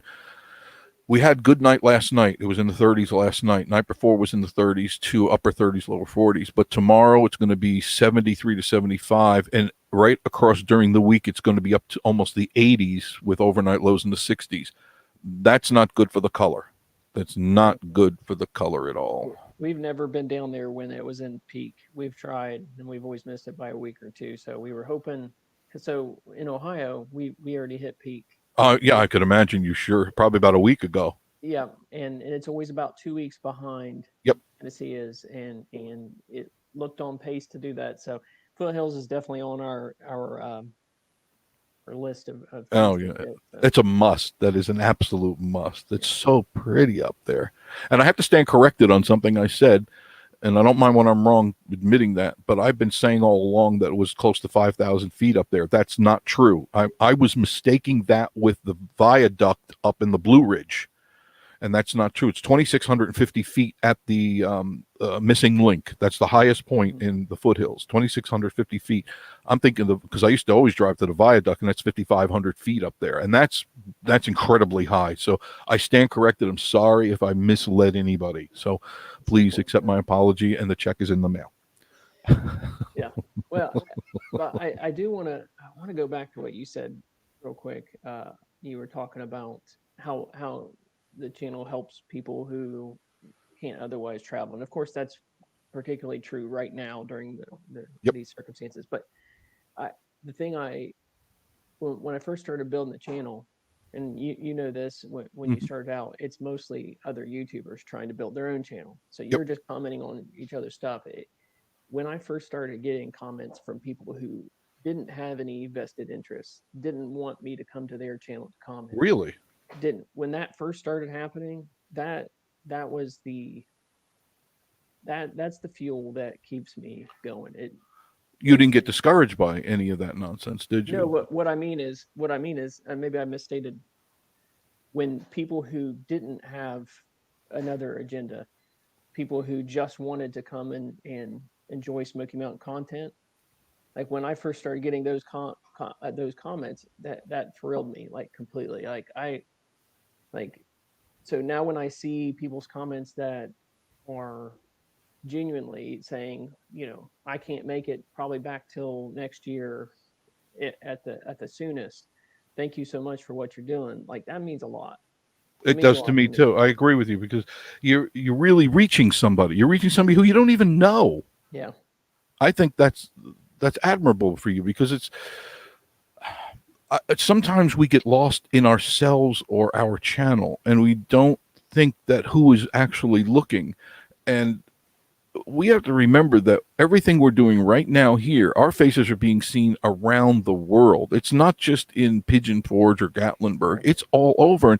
And we could be reaching people that go, wow, look at how they live. And look at where they're going, and I want to go there, and I want to do this, and and we might encourage more tubers to get on board and show where they're from. Nothing would please me more than to see people from other countries do what we're doing and show me where they live and their highlights of their town. It's almost like being Rick. What is his name? Rick Grimes, is it? Is it Rick Grimes on the Travel Channel? Do you remember him? No, oh my goodness, he's still on TV too, and he's been doing it for got to be 30 years. He's doing what you and I are doing right now, only he gets paid really, really good. We don't get a dime. Not a dime. And he's got a crew. He's got Yeah. a crew of all these people. And it's funny to watch because at one time that was the big deal. You know, oh my goodness, look, the Travel Channel, look, they're going to be over there. We're all travelers now. Yeah. We all go and we all share. Times have changed, haven't They they? have. I mean, and you think of to find a show like that 5, 10 years ago, even on TV, were few and far between. Mhm. Now you go out to YouTube. I mean, if you want to find someone who's traveling cross country in an RV, you can find hundreds of those. Oh, yeah. They're all over the place. If you want, like, so it's just there's just this huge amount of content out there that to consume. And You it's know, ever literally- growing. It's not getting smaller. It's exponentially getting bigger. It's harder and harder to find people on the YouTube channel. It's like, my goodness, where are all these people? You can get people. I don't know if you've ever seen it. People living in their vans, going from store to store, living in vans. Like, I never thought of that angle, but Yeah. they show their lifestyle. I think they call it stealth camping. Hmm. And they living in their cars and their vans, and they show where to go and how to do. And I'm going, you know, that's an interesting YouTube channel. Yeah. Well, and that's Not my what- way of life, but No, I couldn't do it. But like, but you think I like having a bed. Yeah, I do to- too. I don't want to sleep on a spare tire, but some of them sleep on a spare tire and a jack handle. No, I need Posturepedic. I need a My Pillow bed topper. That's what I need. Well, that's what I don't know if you're an Adam the Woo fan. If you've ever Yeah, watched I've. In fact, he mentioned not me directly, but in his latest video, he mentioned me indirectly, and I don't think he knows that. He was on the Pink Jeep tours. Mhm. I don't know if you saw that one today. I haven't watched that one yet. No. Oh, you haven't? He's got a new one. And the guy, Hillbilly, who took him out for a ride, who took him and his mother for a tour, goes, yeah, this guy came up to me the other day and he says, you're on Vacation Station TV. I just got a plug on Adam the Woo. Oh, nice. Yeah, I was. Excuse I- me. I was hoping he'd be down there through the weekend and maybe get to see him, but the thing He's about gone his already. channel- Yeah, he is. He's gone. But the thing about his channel, like that inspired me to start Mhm. YouTube. You I know, agree. I watched him all the time. And Jacob, just- yeah, Carpetbagger. And that was when I still was in Florida. And I go, you know, these guys are fun to watch. They're silly. They have their own quirkiness about them. And I said, why am I not doing this? And I realized I'm already doing this on radio, but I didn't know how to do the YouTube thing. I didn't investigate it enough. And I guess it wasn't time for me to do that. I had other things to do. But now we're all kind of doing the same thing, Bob. We're Yeah. doing what they're doing. You Yeah, think we are. about it, you know?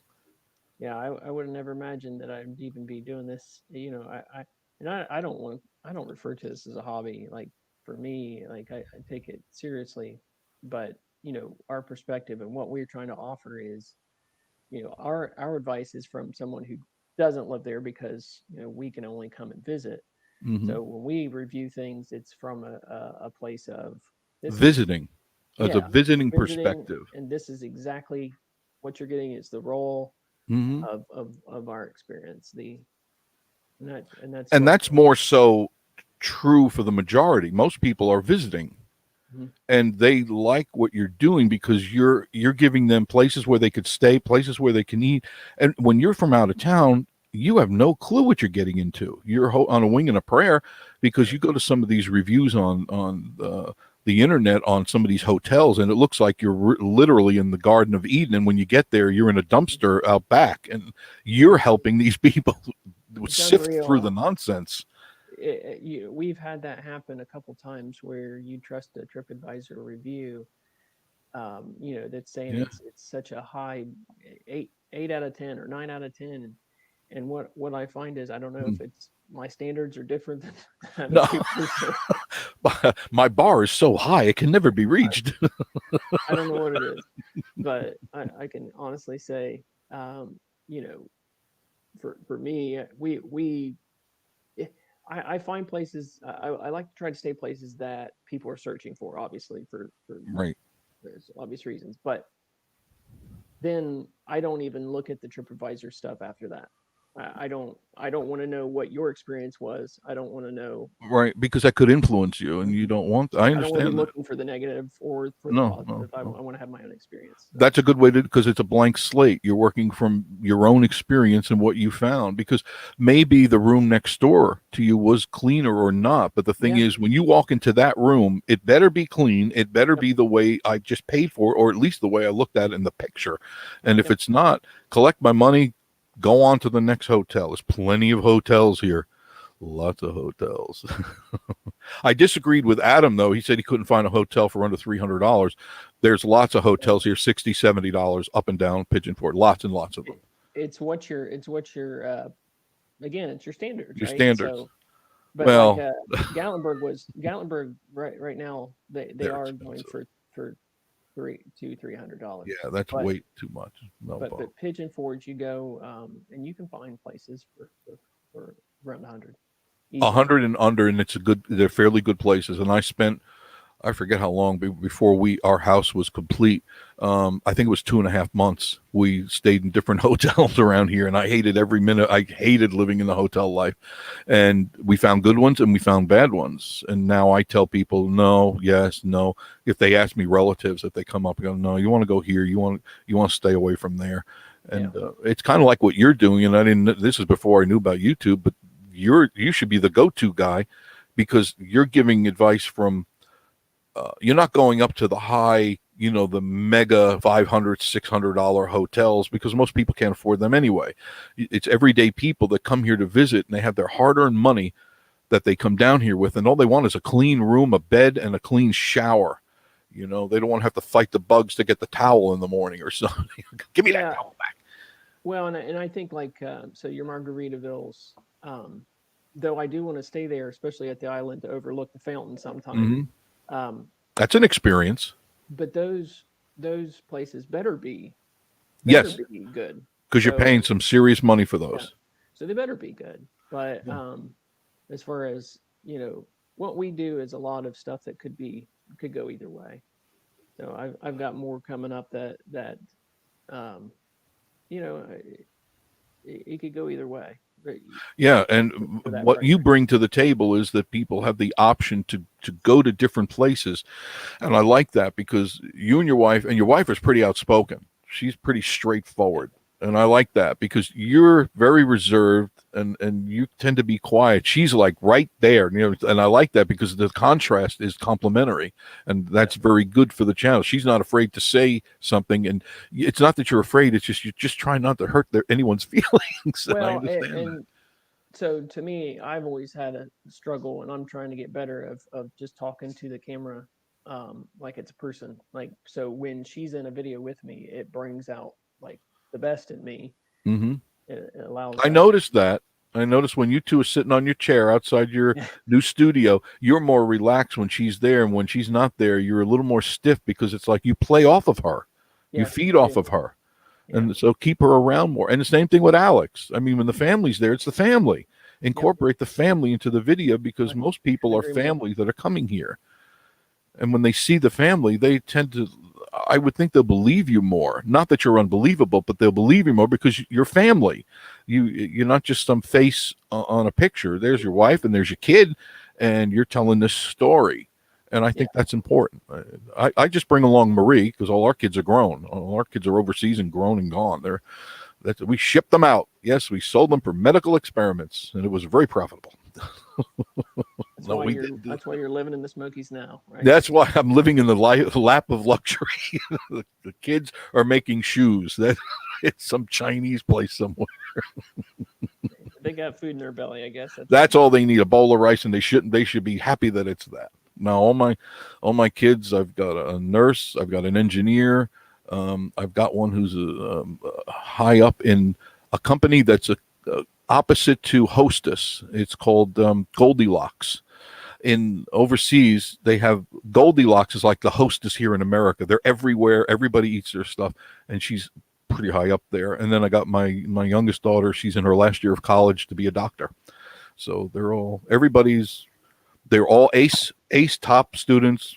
They graduated with honors, and so I told them the only way I was going to pay for their pay for their school was if they all aced out and became honor students. Yeah. And now that I'm dead broke from them going to doctor school, my God, Dad, I need more money. What do you need? Like $10? No, I need 10 grand. I said, hello? Hello? Did I think I heard you wrong? I'm going through a tunnel. Losing you. It was something else. But I love my children. I love my children. They're very happy, and they're doing very well overseas. One's in Dubai. The others are in the Philippines. And I'm very happy. I'm very, very, very happy. And your kid will be growing up soon. He's going to grow up before your eyes. Alex is going to be a man soon. Yeah. Well, we have another child or older daughter. What'd you do to your microphone? Okay. That was too echoey. Any better? That's better. Yes, thank you. I think I had a That's Bluetooth. nice and loud. That's nice. Yeah, I think I have a Bluetooth headset that's connected. It's actually working as the mic for some reason. I don't know why. That could be. At least it works great now. Don't do I won't anything. move anything. Don't move a thing. Don't even breathe. Hold your breath for the next 20 minutes. When you turn the blue of your shirt, I'll tell you to start breathing. Okay. Now, what were you saying? I'm sorry. Oh no, I said we have another child, a daughter, but she doesn't want to. She's a teenager, so she doesn't want to be in it. Oh, goodness. Yeah, they're at that age. Yeah, it's okay. You let them be what they are. Just let them be. They grow out of it, and don't worry about it. It's okay. Mine will and if she doesn't like, I only, I want her to be involved. We just launched that T-shirt, that website, and she's currently working on a design that we hope. Do you design shirts as well? I dabble. That's everything that we release. It's going to be designed by one of us in our family. So I did it on the computer, but she's actually doing it freehand. So hoping to have her design on a shirt. She's talented as an artist. Mm-hmm. Very good. Then exploit that, or not. That's not. I think you should need to chain her to a table and just make her spit out pictures. Yeah, for your pleasure. I'll give her a nickel for every shirt that sells. Child care services. See Bob at All About Smokies. I can tell you how to exploit your children. Yeah. In my next video. Yeah. That's for the Patreon members, right? Right. You got to make them pay for that. In this next video, we'll show you how we don't feed our children on half the time. Yes, cut that food in half. Right. Save money and buy a Lamborghini. Oh goodness! Can you imagine if they took us serious the way we talk sometimes? This video is going to be taken down. Yeah. One of my YouTubers, Def Noodles, he keeps getting hit every day. I don't know if you've ever seen him. He's pretty good, Def Noodles. And they've been hitting him left and right. They're starting to censor the YouTube channels. They're starting to hit them hard. You can't say anything negative at all about somebody. Isn't that sad? It's like YouTube was built on shock, right? Right. And now they go, this may hurt this guy's feelings, and we might have to get him a pony and some coloring books or something, but you can't say anything. But yet they can mukbang until the cows come home. If you ever see Nick Avocado, go to that on YouTube. You want to see somebody eat more food than anybody has ever eaten in my entire life, and laugh. You'll laugh till your sides hurt because he's crazy. He's absolutely lunatic. He's a lunatic, and he eats.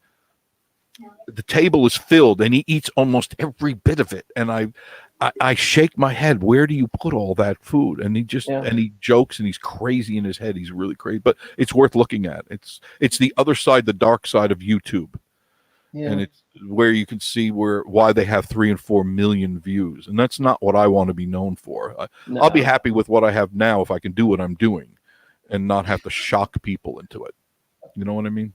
No, I absolutely know what you mean, and that's what I started out. No, at some point I'll do more giveaways just because it's fun to do, but I don't also want people to be here just because they want free stuff. I agree, and that's I had to talk. I'm glad you said that because I talked with my wife about that because I have stuff I want to give away. I have it all. It's piled right here, and I'm waiting till after 1,000. That's the same thing I'm doing now. There you go. See, we're like-minded. After 1,000, we'll do giveaways, but it's not going to be that every time you click on my site, you're going to win something. We have to make it kind of like in radio, where you can only win every 30 days, and you have to kind of back off, and you've got to have that in writing on your page somewhere, whether it be a YouTube page or your Twitter or something. It's got to be there, the rules of the game. Otherwise, they can come back on you with a lawyer. So you got to be very careful about how we give away. Isn't it sad? You want to give something away, but you've got to be logistically correct. Doesn't make a lot of sense, doesn't it? You do, and feelings get hurt, and people think you're giving preferential treatment. So. Yeah, and that's not how I play the game. Homie, don't play that game. But I don't. And the other thing, I don't want to get to that point where it feels like you're trying to buy subscribers. Everybody get $1. I get hit up on Instagram constantly by. Do you really? Well, not for Smokies, but for just trying to ask me if I would buy Instagram followers. That's ridiculous. No, that's so stupid. That's prostitution in a way, isn't it? And they're not real people. Of course not. They're making money. Yeah. They get $1 out of you and $1 out of me and everybody on this page here right now. They're making some money, and they do that every day. They're paying some bills. My goodness, we got so many different. Larry Greenwood, Annette. I don't know, Bob, why they don't come in. Come on in and talk with all of us. Street Rodder Willie just came on board. Hello, Street Rodder Willie. When you come up, are you going to make it for this weekend? Mm-hmm. There's a car show. Oh. Check it out. I know you're not a car show person. I'm not a fan. We came on during a rod run once, and I saw how well your videos do, and I'm happy for you for that. No, but that doesn't matter how I do it. I know it doesn't convert into subscribers because they're people just looking for the event. But I know that's right. You're right. They don't convert into subscribers. But it goes in your analytics. Yeah. Well, I mean, but after 1,000 subscribers, that makes a difference. Yes. So those videos will do real well for you, and I won't ever have access to them because I won't. I understand what you're saying. I'm always looking to make it where people enjoy coming to the channel for the channel's sake, for the children. We do it for the children, right? That's what I need. I need a couple of little dirty-faced children. In fact, do you have any I can rent and put them out there? Do it for the children. Look at these children. Subscribe. Here's what you need. You need to, different YouTubers have like different trademark things. You need a white van that you just drive around. Windowless van. Yes. The streets of Gatlinburg. Handing out candy. And you'll get known very, very quickly. By the police. Law enforcement. Yeah. Exactly. Pull them over. Windowless. Yes, the infamous windowless van. There you go. Free candy on the side. That'll do it. Vacation Station TV somewhere on there. Somewhere. Arrested. Vacation Station TV. Goodness gracious. Good. Hey, any press is I agree. You got to do it for the channel, no matter what you do. I'm glad you're doing T-shirts, though. I've often thought about merchandise, but I not until after 1,000 because it won't do me any good, and it's not going to really make me any money. Not until after 1,000 or more. Agreed. Well, for me, and one thing that I am going to stay away from, maybe forever, or at least as long as I can. I'm not going to make shirts with my logo on it. No, I don't like. I don't know. That feels weird to me, and I want people to buy something they're proud to wear. And if it says Gatlinburg, that's what I agree. If it says Smoky Mountains, if it says something that. Yeah, no. Is that your wife? Tell her I said hello. Hello. He said hello. Oh.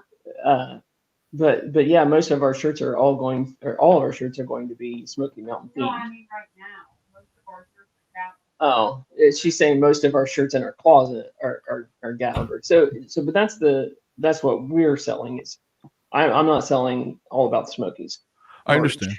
So, and that's a good angle that you're doing it because there's a market for that. There really is, no matter what. As long as it's got the Smoky Mountains somewhere in there and maybe what's going on. I can imagine the Smoky Mountain theme on the top, and then you can incorporate what event is going on and then go to these places and sell them. I used to actually sell God, that was a long time ago. Sell it out. You can sell it out of your van. You sell Out of my something candy van. That'll work For a little while, a very short mean, while, for a day or two. maybe an hour. But, I'm sure I'll be somewhere in an hour, not where I want to be. yeah. Now I am selling stickers because people like stickers, and I don't know why. Oh, you saw that there, Personally, yeah. yeah. But and then Street Runner Willie says bumper stickers, and that's a good one. Annette wants to go shopping with Marie next time. Oh, please, please, please! My credit card. She's already worn the numbers off the last credit card. The thing just writes flat. My goodness! And of course, she's not going to go to Walmart. She has to go to Tanger Mall. That Maria's. Oh yeah. Oh yeah. So you know that I'm having an aneurysm as she's leaving the driveway because I know what's happening. I know what's coming up next. Goodness, why do women have to go to Tanger? I don't understand. I can't identify. My wife doesn't like to shop, so Who does the shopping? I'm the shopper in the Yeah, family, and I then am too. she owns how many pairs of shoes? 3, 4. She just doesn't like that stuff. I got really. She's not a girly girl, right? She's not your typical girly girl, which is okay. You know, I have no problem with that. She likes t-shirts. And I notice she's always wearing T-shirts, and that's good. Yeah. My wife's that's the problem. My wife wears all these T-shirts. She buys all this other stuff. I never see it. It's hanging in the closet. I had to take a whole bedroom in this cabin, and it became her walk-in closet. Yeah. I have like a corner in the basement with the spiders. I have my clothes over there, and she's got this whole bedroom full of clothes. And I go, nice bedroom you got here. Women in their clothes, Bob. I don't know. And Annette says, next time I'm going to be near, I want to go shopping. Yeah, we're moving. We just moved. I changed the address. You're going to be covering a different area. I'm in Ohio right now. God. What else you can do with your channel? So the next few months will be interesting. We're still going down once a month. Sometimes it's just me by myself. So if you notice like a hotel review or something and it's just me in it, that's why. But there's other we have a whole list of things that we want to cover. It's just right now with it being so busy for the next few months, it's going to be difficult. So we've got some other ideas of at-home videos that we can record. I like your new studio. Yeah, we're excited to get that done. We're getting electric installed next week. So. Very good. That's the fun. Are you handy? Are you a carpenter kind of guy? No. Boy, you didn't even hesitate on that. No. I wish. I can help with drywall and things of that nature, but see, if I was there, I could help you because I do all my own carpentry and stuff. I plumbing and everything. It's just something I've done because I like doing it. I enjoy it. I've rebuilt this whole place and I like it. I'd come and do it just because I'd have fun doing it with you. You know, just because it's easy in that place. That's easy to do. It's right there. You know, you can lay everything out really quick, get those walls up and have the power. I could see LED lighting in there, track lighting. I'd make it a studio, soundproofing on the walls, make it cool. Yeah, and the idea is to make it look as cabiny as possible in there. Of course. I even joked and said we need to get a brochure rack and put like the different coupons. That would be good. Yeah, that's great. Yeah, a little with all the rides and stuff on it. Yeah, little coupon books and things. So that's what you see everywhere. You need a couple. Need rocking chairs. You definitely need rocking chairs. The blue chairs we've been using. It's just placeholder, but we'll eventually. Well, it's temporary because you're going to be moving stuff in there. You know, you're going to be moving wood and stuff in there. Don't go putting anything nice out in front. You're going to be banging it up real good. Yeah. No, that's the fun of doing that stuff, Bob. Is making that look like that's your canvas, a blank canvas there. It's Make exciting. It look cabiny. Yep, and that's the goal. It's exciting. So we've got a lot of ideas and I could see it. Standstill, but I could see getting like knotty pine like this. There's different grades of knotty pine, and you can get it at Home Depot and stuff. Mm-hmm. And you put up yourself. It's really simple. You put your insulation up because it's cold up there by you, and throw your wiring in and put it up. And once you put your track lighting up and some stuff on the walls for soundproofing because you don't want any echo. If you can click your finger and hear it come back, you need some soundproofing. Right. No, I agree. I'd have fun working with you on that. I really would. I'd be over every day hounding you. Come on, let's get to work. Let's make We this get- thing Get fun. it done quicker. Well, you could wire it up for audio and everything. You could start putting audio cables in there. You can make it a really professional studio because you already have the shell. So Yeah. you just get the cable and stuff, and you put them into the walls. You put the XLR cables right into the walls, and all you have to do is plug your stuff. Nothing would be exposed. You know, so you can move them. I just gave you an idea. I know that Yeah. because I've built studios before. I've built many radio studios, and you put them in the wall so that you could rearrange the furniture anytime you want and create a different studio for whatever it is you're shooting. The only thing that moves is the furniture. The plugs are you're going to make them every 6 feet apart because that's what you want them to do. You want your output and your inputs every 6 feet apart, along with power grids. And then if you want to shoot straight on, you want a long shot, you go to the end of the room. You need a short shot and wide, you go to this side of the room. And you just plug your equipment in and you're fine. Is the wife giving you the approval? No. Or she can't they hear get me. rid of She's this doing idiot. something else. No. Get rid of this idiot. Click out on him. She wasn't doing any of that. Anyway, see ya. All right. It was No. good seeing you. Goodbye. Oh, Click. Yeah. It's been fun. No. Been next time you're passing. No, but I do. I appreciate that. So you started in around July as well, right? No, actually May. Okay. May 28th was the actual day that I went on the air with the Rosie the Bear video. And what a primitive video it was. I shot it on my phone and it was really simple. And I go, there's got to be more to this. This is too simple. And I just watched videos. I don't think you were on, or if you were, I didn't know you then. And No, I'd I love to didn't. go. I didn't find you until after I started making videos. This channel's been up for like 2 years because Oh, I my had the intention to start this, and I never did back then. I maybe posted 3 or 4 videos and then stopped. You just didn't have the motivation? Was that what it was? Well, and we weren't down there, and I didn't have the content. Oh. I wasn't in a place where I could go down once a month. I understand. Yeah, man, I didn't think it would be possible to make it happen, and we've made it happen. So Yeah. When you become determined, when you finally get it through your head, you're going to do it. It's amazing. The speed bumps disappear and you find it wasn't as hard as you thought, because it's always in your mind that it's not going to work, or there's those obstacles in your mind. What if? And once you start, you go, gee, what was I afraid of? It's not as bad as I thought. You know, and you're right. The content isn't up by you, but you make the effort to come where the content is, or go to where the content is. And that's important because there is stuff around you. You may just have to search it out a little bit more. Here, if you ever move here, which I don't know if you will or not, this is unlimited. There's no end to what's here. And that if you can go in your area, there's got to be things going on in your area that maybe you don't know about yet, and discover it. But I think you're very good here. I like when you come down here because you give me a different perspective of stuff that I don't look at, like, you know, because we don't go to hotels anymore except when we go somewhere else. If we go to Nashville or Asheville or wherever. But here, I've done that already here. So it's like that's open territory for somebody, and a different perspective would be better because I know what I want. I know what I would rent, and I know where I won't go. But yet you cover everything. And I like that because I like the fact you go for a budget and then you go upper, and you give everybody a little bit what they're looking for. And that's very good. I like that. And the restaurants too. I've gone to several restaurants because of you. I've got one I'm hesitant to release because I didn't have a good experience there. And but that's all the more reason.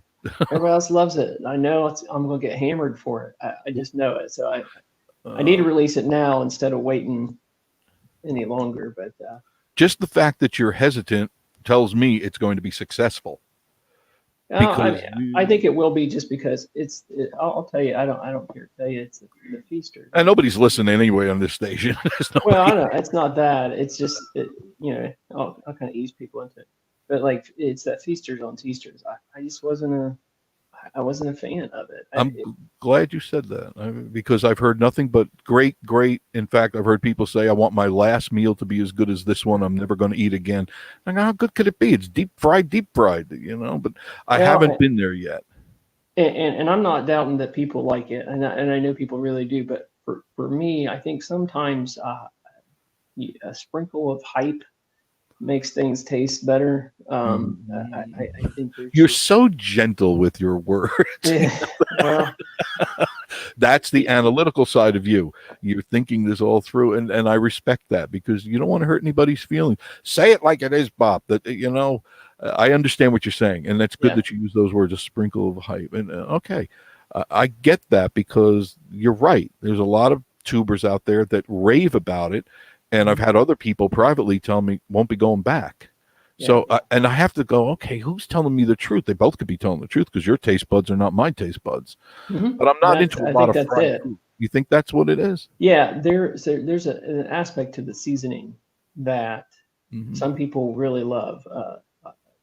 Heavy on the seasoning, like the garlic and different flavors of that nature. I'm not big on that. I personally understand. don't like it. So for me, I think it's important to tell that side of it because there are people out there that don't like food. That's heavy. Yes, and because So- they may go there thinking that they're going to get a really good meal, and it may be a great meal, but it's not the seasoning they wanted. Yeah. So therefore, it's not a good meal. Yeah, But that there's- should be put out there in the review that it's heavily seasoned, and if you people are not into seasoning, or you have gastric problems, if you have Crohn's disease yeah. or some of the other bowel diseases, you can't have that type of spice. Hmm. And incorporate that maybe because I would appreciate that. I don't have that problem. I can't have really hot food anymore. I think I burned my stomach out as a kid because I used to like spicy stuff. But Yeah. and I would appreciate that if you told me it was really hot, like it's Korean food or something. I cannot eat Korean. My wife can eat it like it's candy, and she does often. She can eat this hot stuff, and I can't even walk by it without breaking into a sweat. So so I can't. And I would appreciate you saying, no, this is really hot food. You probably want to stand clear if you're not into hot. Yeah. And I don't take offense to that. In fact, I thank you for that because I'm not going to spend $50 to go eat something and then have an upset. I have to stop at Walgreens and get some Pepto-Bismol on the way out. They should just put that in the food to begin with. Just add have it on right have it at the table, at the like a condiment. a shot glass of Yeah. Pepto-Bismol. Well, but I think that was one thing that surprised me about that Best Western video is that how I guess I shouldn't be surprised because I know a lot of people once you have a strong opinion of something, I agree. you own it. It's yours. And when somebody You bought says, it. "Oh no, you're wrong," because this is how I think, it's not about being right or wrong. It's No, it's this is right. my experience and that's yours. So That's it's, true. And you had the experience. And how can anybody say that's not right if they didn't have the experience? yeah. If they didn't go there when you went there and said, "Wow, my room was really clean, yours wasn't," or Yeah. whatever the case may be, say, "No, you're the expert at that point because you were there." Right. Right? Right. Anybody Right. could say yes or no.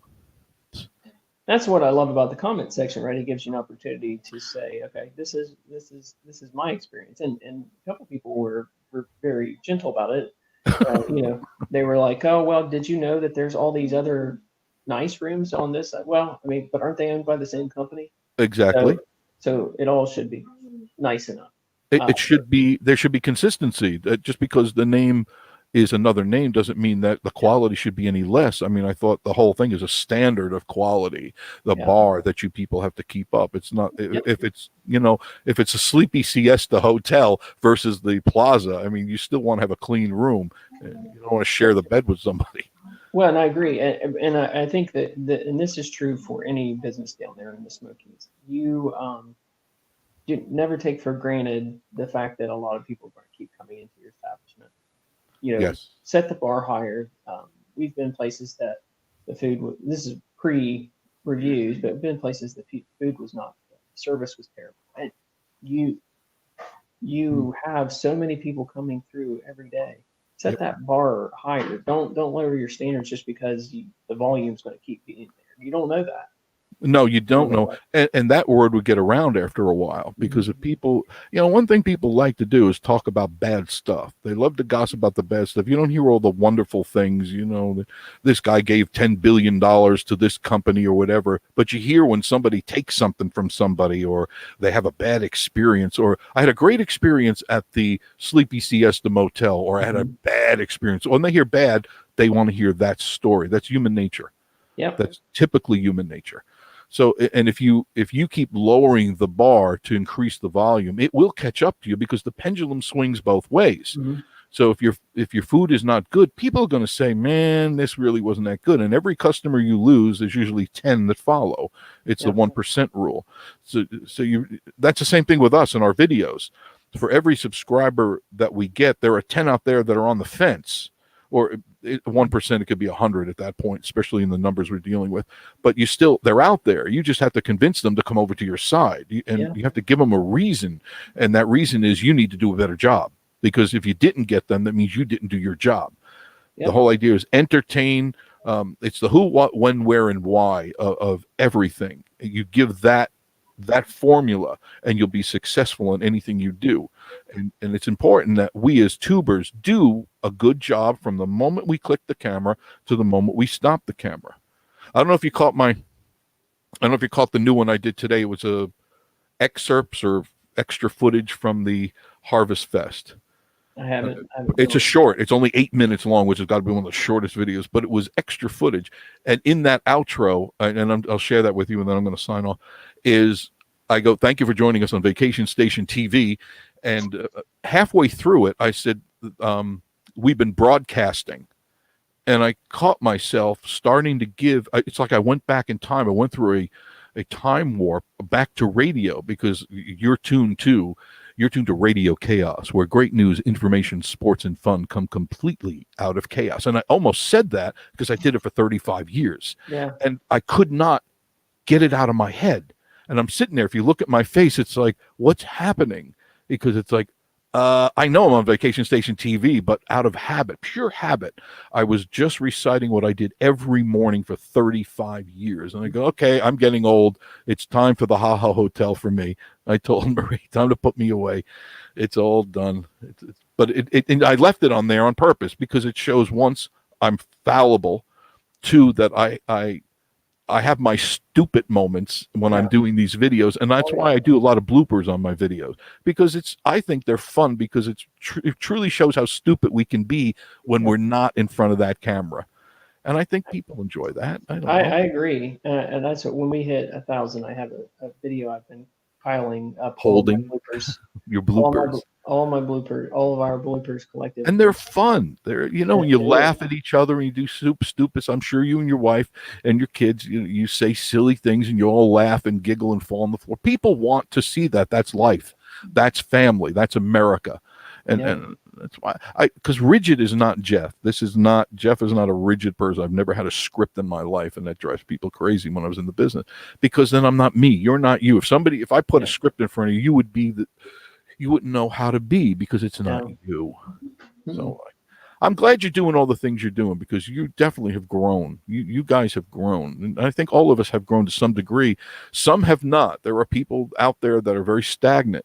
And we try to preach. I guess preaching's not the right word. What would be an adjective that would work with that? Teach? educate. Yeah. Educate? Edumacate. Yeah. Well, that's because we want to share it. And that's why I think, regardless of your channel size, you always have room for learning. There might be something that I'm doing at my size that at a large channel size that you should understand should be a fundamental part of what you do. Mm-hmm. I agree. You have to keep the person that's watching in mind at all times. At all times. And sometimes we all lose sight of that. Sometimes I do too. There are times I find a little discouragement when I make a video that I think is really good, and I put a lot of effort into and it doesn't get all the hits, and I'm going, what did I do wrong? I pick it apart and I try to figure, where did I go wrong? And sometimes I can't figure that out, and I don't know if you have an answer to that. Yeah, and that's what, for me, I'll have the opposite be true. I'll have one that I feel like it's a throwaway video, and it'll gold. Yeah, it'll be one of my best videos. So no, we're our own worst critics, I think. Yeah, and there's an algorithm, and there's about consistency and when you upload and all those things that are important. But the key for me is to make this evergreen content that regardless of when you watch it, it's Entertaining. well, and it's still applicable, a year from Right. now, if possible. It's not time stamped. No. That's how I shoot. I try to make them, unless they're, unfortunately, fall is fall, winter is winter, and you can't change Mhm. that. But if you do an educational video, that Yeah. education should be the same with maybe occasional updates, where you can add some updates and say this has changed slightly, but for the most part, you want to make it universal so that people will always watch it or share it. And that's really one of the best things you can do, is when you get people to share your videos, and that's very, very difficult to do. Yeah. That's something that hasn't been conquered yet. Yeah, I've not had that happen. Maybe once. But See? the key for me though is I don't have any intention of being bigger than the channel. I don't want my Oh, name no. to be. As soon as you think you're bigger than the channel, that's when the collapse comes. The House of Cards has been built. Yeah. Well, if a person watches my channel for the next 6 months and they don't even know what my name is, I don't have a problem with that. Right, because it's not your name. Your name isn't the channel. I No, agree. it's the channel is the channel, and In what fact, we're- notice I rarely ever even say my name. I didn't know it until just I don't like say I mean, it's like a week ago. Yeah, So- I don't tell him because I don't care. And I'm not flippant or anything. It's not about me. It's about what I'm producing with Marie, the Absolutely. videos and the silliness. It's not important to know our names. I don't want that. I've already been through that, and that's a pain in the neck. I'd rather have the videos watched and give merit or not for what they are. Yeah. Like you do. You don't have to say, "Hi, I'm Bob." And no, it doesn't matter, because it's there's a falseness to that, because if they don't like your name, they don't like your video, right? Well, and to take for granted, once you get to a point where anything you put out, I see that in some YouTubers Yep. that, once you It's get gold. to a certain point, it's like I can just put out anything and it doesn't matter what it is. I could just say hello and it's immediately out there. Hi, Larry Harvey. Hey, It's good to see Larry. you. Larry's out there too. We always have our faithful people that come on board, and I appreciate that. I wish they would all come on camera. I'm glad you did, because that's a first. I was always wondering, are you ever going to come on live with me? Because it didn't hurt, did it? It wasn't like going to the dentist, was it? No, a lot of times what I'm doing, and this is what I should have been doing instead of being on here, but is edit at this point. I know all about that. I'll be doing as soon as I'm done here. I'm Yeah, going downstairs to edit. How many hours you spend on an average video? Probably less than what I should, if I'm being honest. Really? Less than I should. Well, you can do an overkill, Bob. You know that. You can start Yeah. nitpicking your video apart till you drive yourself crazy. An hour and a half, Oh maybe at most. Yeah, I don't. The thing is, you record a lot more footage than what I do, and I think that helps in getting a more complete video. But for me, I try to Neck record video. only what I'm going to use as Right. much as I can.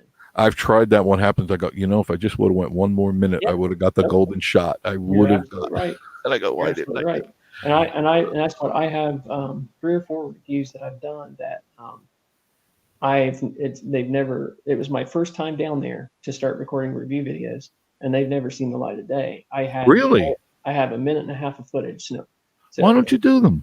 at I some think you'd point, be good at that stuff. well, at some point, what I'll have to do is just supplement with talking, and it's a review, but it's just I didn't record very much footage. So I learned. But from you can talk. You're educated, so it doesn't have to be always the video. It's the content of the video. No, I agree. So those will come out eventually, but I mean, so I've learned from that. But I need to record more. Mhm. But I never want to. I try to get close to what I'm going to put out. Right. Well, there's a certain comfort zone to that too. It's a backup. It's the cush. It's like the hug from mom thing. You could rely on the video if you run out of words to say. You just go to the lower third. Yeah. I find I have way too much video because I'm shooting at 120 frames per second at 4K. 2.7 or 4K, and that eats up so much space. Yeah. But it comes out crystal clear, and I'm a real stickler for things that are clear, and sometimes YouTube does not, and I get so angry. I don't know if you ever get that. Do you ever you put up a crystal clear video and it doesn't come out clear, Mhm. but yet in your house it's crystal clear? Yep. Yeah, it happens to me, and I try reloading it, uploading it, and it doesn't. This is not cool at all. I spend nothing less than 4 hours on a video, nothing Yeah. less. Nothing. I'll be honest with you. If that's what I was spending per video, I wouldn't be doing this. I get That's great. a lot of time. Marie, you still down there? I said, well, yeah, I'm still down here.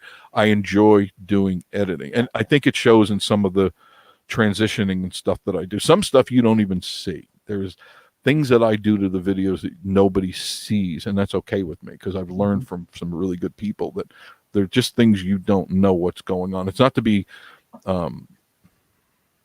I can't think of the word, not to do anything that deceives or anything. It's just the way that it's being done. It's a transition and a technique that allows people to really enjoy certain things. I'd be more than glad to share that with you someday. I have some really good editing equipment, some really good stuff, and I can't use it to its potential here because YouTube will not allow the grade of quality, because I've said it before, it's at best you're going to get 720. On a good day you may get 1080p at best. I can shoot 4K all day long. They're not going to broadcast in 4K. They do not have the bandwidth to do that for everybody. Otherwise everybody would be shooting in 4K, and you could imagine the terabytes of space that you would have to have. I mean, just this computer here, I have 7 terabytes. I have 2 terabyte hard drive and 5 terabytes of RAM, and it's almost full already. And I just got this, so I got to get more external stuff. Yeah. But you got to keep your video, Bob. You got to keep all your video. You never know when you're going to use it. Yeah, I still have the clips. I haven't. Can't you? The ones that you're worried about, the ones that are mostly talk, can't you get newer video, or is it not replaceable? No, and that's why I have some of the video left. It's just like all the footage I had was just like a minute and a half. I could take a shot at it. Throw it out there. What do you got to lose? It's just a video. It's not. And from that you'll learn. I mean, I still make stupid mistakes. The other night it was 4:30 in the morning, and I forgot to put the text in, and it says put your text here, and I let that go by my face like that. I look at this video 100 times already, and it just said put your text here. How could I have missed that? It was dumb. But I did it, because at 4:30 in the morning, sometimes I get a little groggy, not like most people. I've uploaded some before, and immediately somebody comments on, did you mean to have this in your video? And it was like a place. They go, what? What are you talking about? No. So I take it down and I fix it and I re-upload it. I hate taking it down after it has a couple of 100 hits too. That really hurts. I did one the other night for that because it was just a stupid putting together a video, and I just didn't do it the way I should have. I was not in the best of moods, and I didn't do the job that I wanted to, and I kept looking at it, and I go, something's wrong, and I got so mad at it, I took it down, but I already had 150 hits on it, and that's why if you look at some of the videos, they change from time to time. I go, when did that happen? If I don't like them, I take them down, and I'll take the loss. I'll take the hit. It's okay, because if I'm not happy, then I know you're not happy, and I know and maybe the other people don't see it, but I do. And my product, and like you, I can tell you like putting out a good product, right? You're not going to put out garbage. I've even filmed entire videos and scrapped them. I even had them up. Oh yeah. Ready to go live, and I just delete. This is garbage. I know. Well, our name is not necessarily our name, but our brand is on that. Mm-hmm. And you don't want to be known as somebody that puts out half-made videos. Just like, they just... and there's enough of them out there. I'm sure you see them, people walking around with their cell phones shaking all over the place and stuff like that. That's not quality on any degree. There's no level of quality there. Anybody can pick up a cell phone and smash it into a face or something and say stupid things. To me, that's not entertainment. That's just wasting Wi-Fi. It's just wasting memory because you're not getting anything good out of it. I'm not learning anything, and I'm not being entertained. I'm being really aggravated when I see people do childlike 101 editing and stuff. Yeah, and I get where you're coming from, and sometimes it's about, for people, it's about community, and that's what they build and prefer over quality of content. But you got a big fan on here, Larry Harvey. Oh my God, I'm a big fan of All About the Smokies. I've Such a known great the Harveys. Larry. Larry, you remember whose channel you're on here? Like Actually, and subscribe. you know what's funny is I ran into the Harveys down in the Smokies the last time I was there, and I said, "Have you guys ever watched Vacation Station TV?" And they said, "We just Thank watched you. the video right before we came here." Thank you. So they love you too. Well, it's not about the love; it's about the hits. You know what I mean? Yeah. I got a wife that loves me. Okay, they like you in normal amounts. There you go. Thank you, Bob. I appreciate that. Well, It's I appreciate amazing. you having me on. I really Oh, do. no, I've always wanted you. In fact, I've said that many times on here. Wish Bob would come on. I really want to talk with him, and I'm glad you did. And Yeah. because we're more like-minded than a lot of people think, and I think we all have a goal, and it's to be successful and have fun at what we're doing and not be competitive with anyone else. I don't want to be in competition with anybody. I want to be in competition, like I said, with myself, so that I can drive myself to heights that I haven't seen before. That's all. I don't want your hits, and I don't want your subscribers, although if they want to come on over, that's great if they do. And shameless plug on my part, isn't it? That's your channel. It's not shameless. I know you like what you're doing because I could see it on your face when you do these videos. I see it. And your wife too. She was real shy at first, but now, boy, my goodness, she don't hold it back. I like that. I like that, you know. Yeah, it's been great. Seeing Yes, her. it's been good. You guys come out of your shell, and that's really cool because it shows, and that's where success comes from. Yeah, it's been a blast, and having it become a family thing it's been. That's really Yeah, important. That I wasn't expecting. So You see, unexpected comes out of the things that you're doing. You think, oh, it's just me. I'm going to be doing my videos, and all of a sudden, the family joins in. How cool is that? yeah, that's really awesome. I didn't think I'd ever get Marie on because she's so shy. I mean, she's nothing like I portray her as. By the way, if you haven't figured that out, she's nothing like I portray her. Yeah. She's really a quiet girl, very shy. And I kept putting the camera in her face all the time. I said, come on, you got to do this with me. You're my wife. We're a team. I don't want people are going to get sick of hearing my voice after a while. Let's get you in here. And she's the Abbott to my she's the Abbott to my Costello. I'm the clown. She's the straight one. Yeah. I don't know who's the funny one in your family between you and your wife. Yeah, it's me. So you see, so your Abbott is your wife. Yeah. And you've got to have that to have the complement, the balance, the yin, the yang. It's very important. What did Larry say? Larry Harvey, we need for competition between channels. There's enough of the Smokies for yes, there's enough. You know, I'd mentioned this, Larry, that all of us, Bob, myself, we could all go down the same road and take the same picture, and each one of our videos would be completely different. And that just goes to show that we could all do the same thing, and people will still watch us, and we will still get subscribers, and the people that like you may like me, and the people like me may like you, but we have a family of tubers that go to our channels all the time. All we ask is that you subscribe. Don't just look at our videos, subscribe to our videos, correct? Yep. Because that's what's going to make us successful. Yeah, and for, Ridge 304. Good night. you look at Disney and how many Disney subscribers are there? They all do. A lot of them do pretty well. So I mean, That's right. Good analogy. People look at it like it's this whole pie, right? And Mm-hmm. then this person takes this big chunk, and there's only this much left for everybody else. But it's not. Like That's not how it is. There's enough of us. There's so much to do here that it's never ending. Any of us could go out all day long, and I've never bumped into anybody here. I've been here 5 years. I have not bumped into any other YouTuber, and I'm out all the time, everywhere. Not one.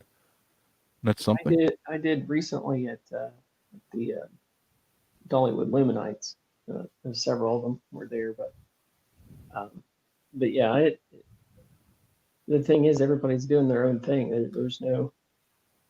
I follow you. There were several of us there, and we all did different videos covering the exact same thing. So. And they never even look the same because you just see them differently, and that's why I don't know why this animosity comes from. It's just do your stuff. Don't worry about me. And I'm already not worrying about you. So you get that out of your head. You know, it's like, don't think of yourself that you're that good that you have to worry that I'm coming after you. No, sorry. Nobody's that good. And if you are, you're not here. You're living in LA. Yeah. Right? You're not living here at all. I'm not getting famous by doing this. So. No, and that's not. I like my privacy. My wife and I love our privacy. It's why we live up in the mountains, and I don't want to have that. I just want to do my videos because I love shooting video in general. And that's why a lot of my videos don't have my face on them. I don't really care. I Right. like doing the video. That's all right. I'm going to sign off now. It's already Right. 9:30. I've done. I really enjoyed talking with you tonight. Thank you. It's been a pleasure. Yes, for me, it's been a really an honor because I've always wanted to meet you, and I figure I'll run into you sometime when you're down here. I don't run into anybody, and I'm not somebody that you'd miss. You know, it's like, oh, that's got to be him from over there, and I drive a red car, and it's not.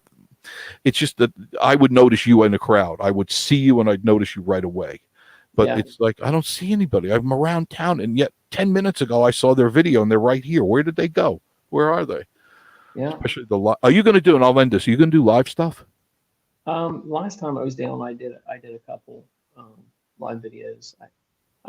I'll try to do some while I'm down there, but once the log cabins is set up, I'll be doing lives from. That's from very log good. cabin. Yeah, it's a little difficult up here because the signals aren't all that good. Up Oh, I know the signals. here. Are, Wow. Yeah. I lost mine in Gatlinburg the other day. I was right in the middle of a live thing and it went black just like that until I got out of Gatlinburg and it came right back on. So I'm not going to be doing live from Gatlinburg anymore. I'll just take the camera never dies unless the battery dies. Yeah. That's true. All right, I'm going to say goodbye to you. I enjoyed it. And thank you for everybody who's on channel with us. And I think, who did you have on here? All About the Smokies. Hey, Leslie. Okay. I want to make sure we didn't lose anybody. Thank you, Larry. Thank you, Annette. Thank you, everybody who's on here. And we'll see you soon. Tommy, all the guys. Bob, thanks so much. We'll see you. And we'll see you soon. And keep shooting that video. Bye-bye.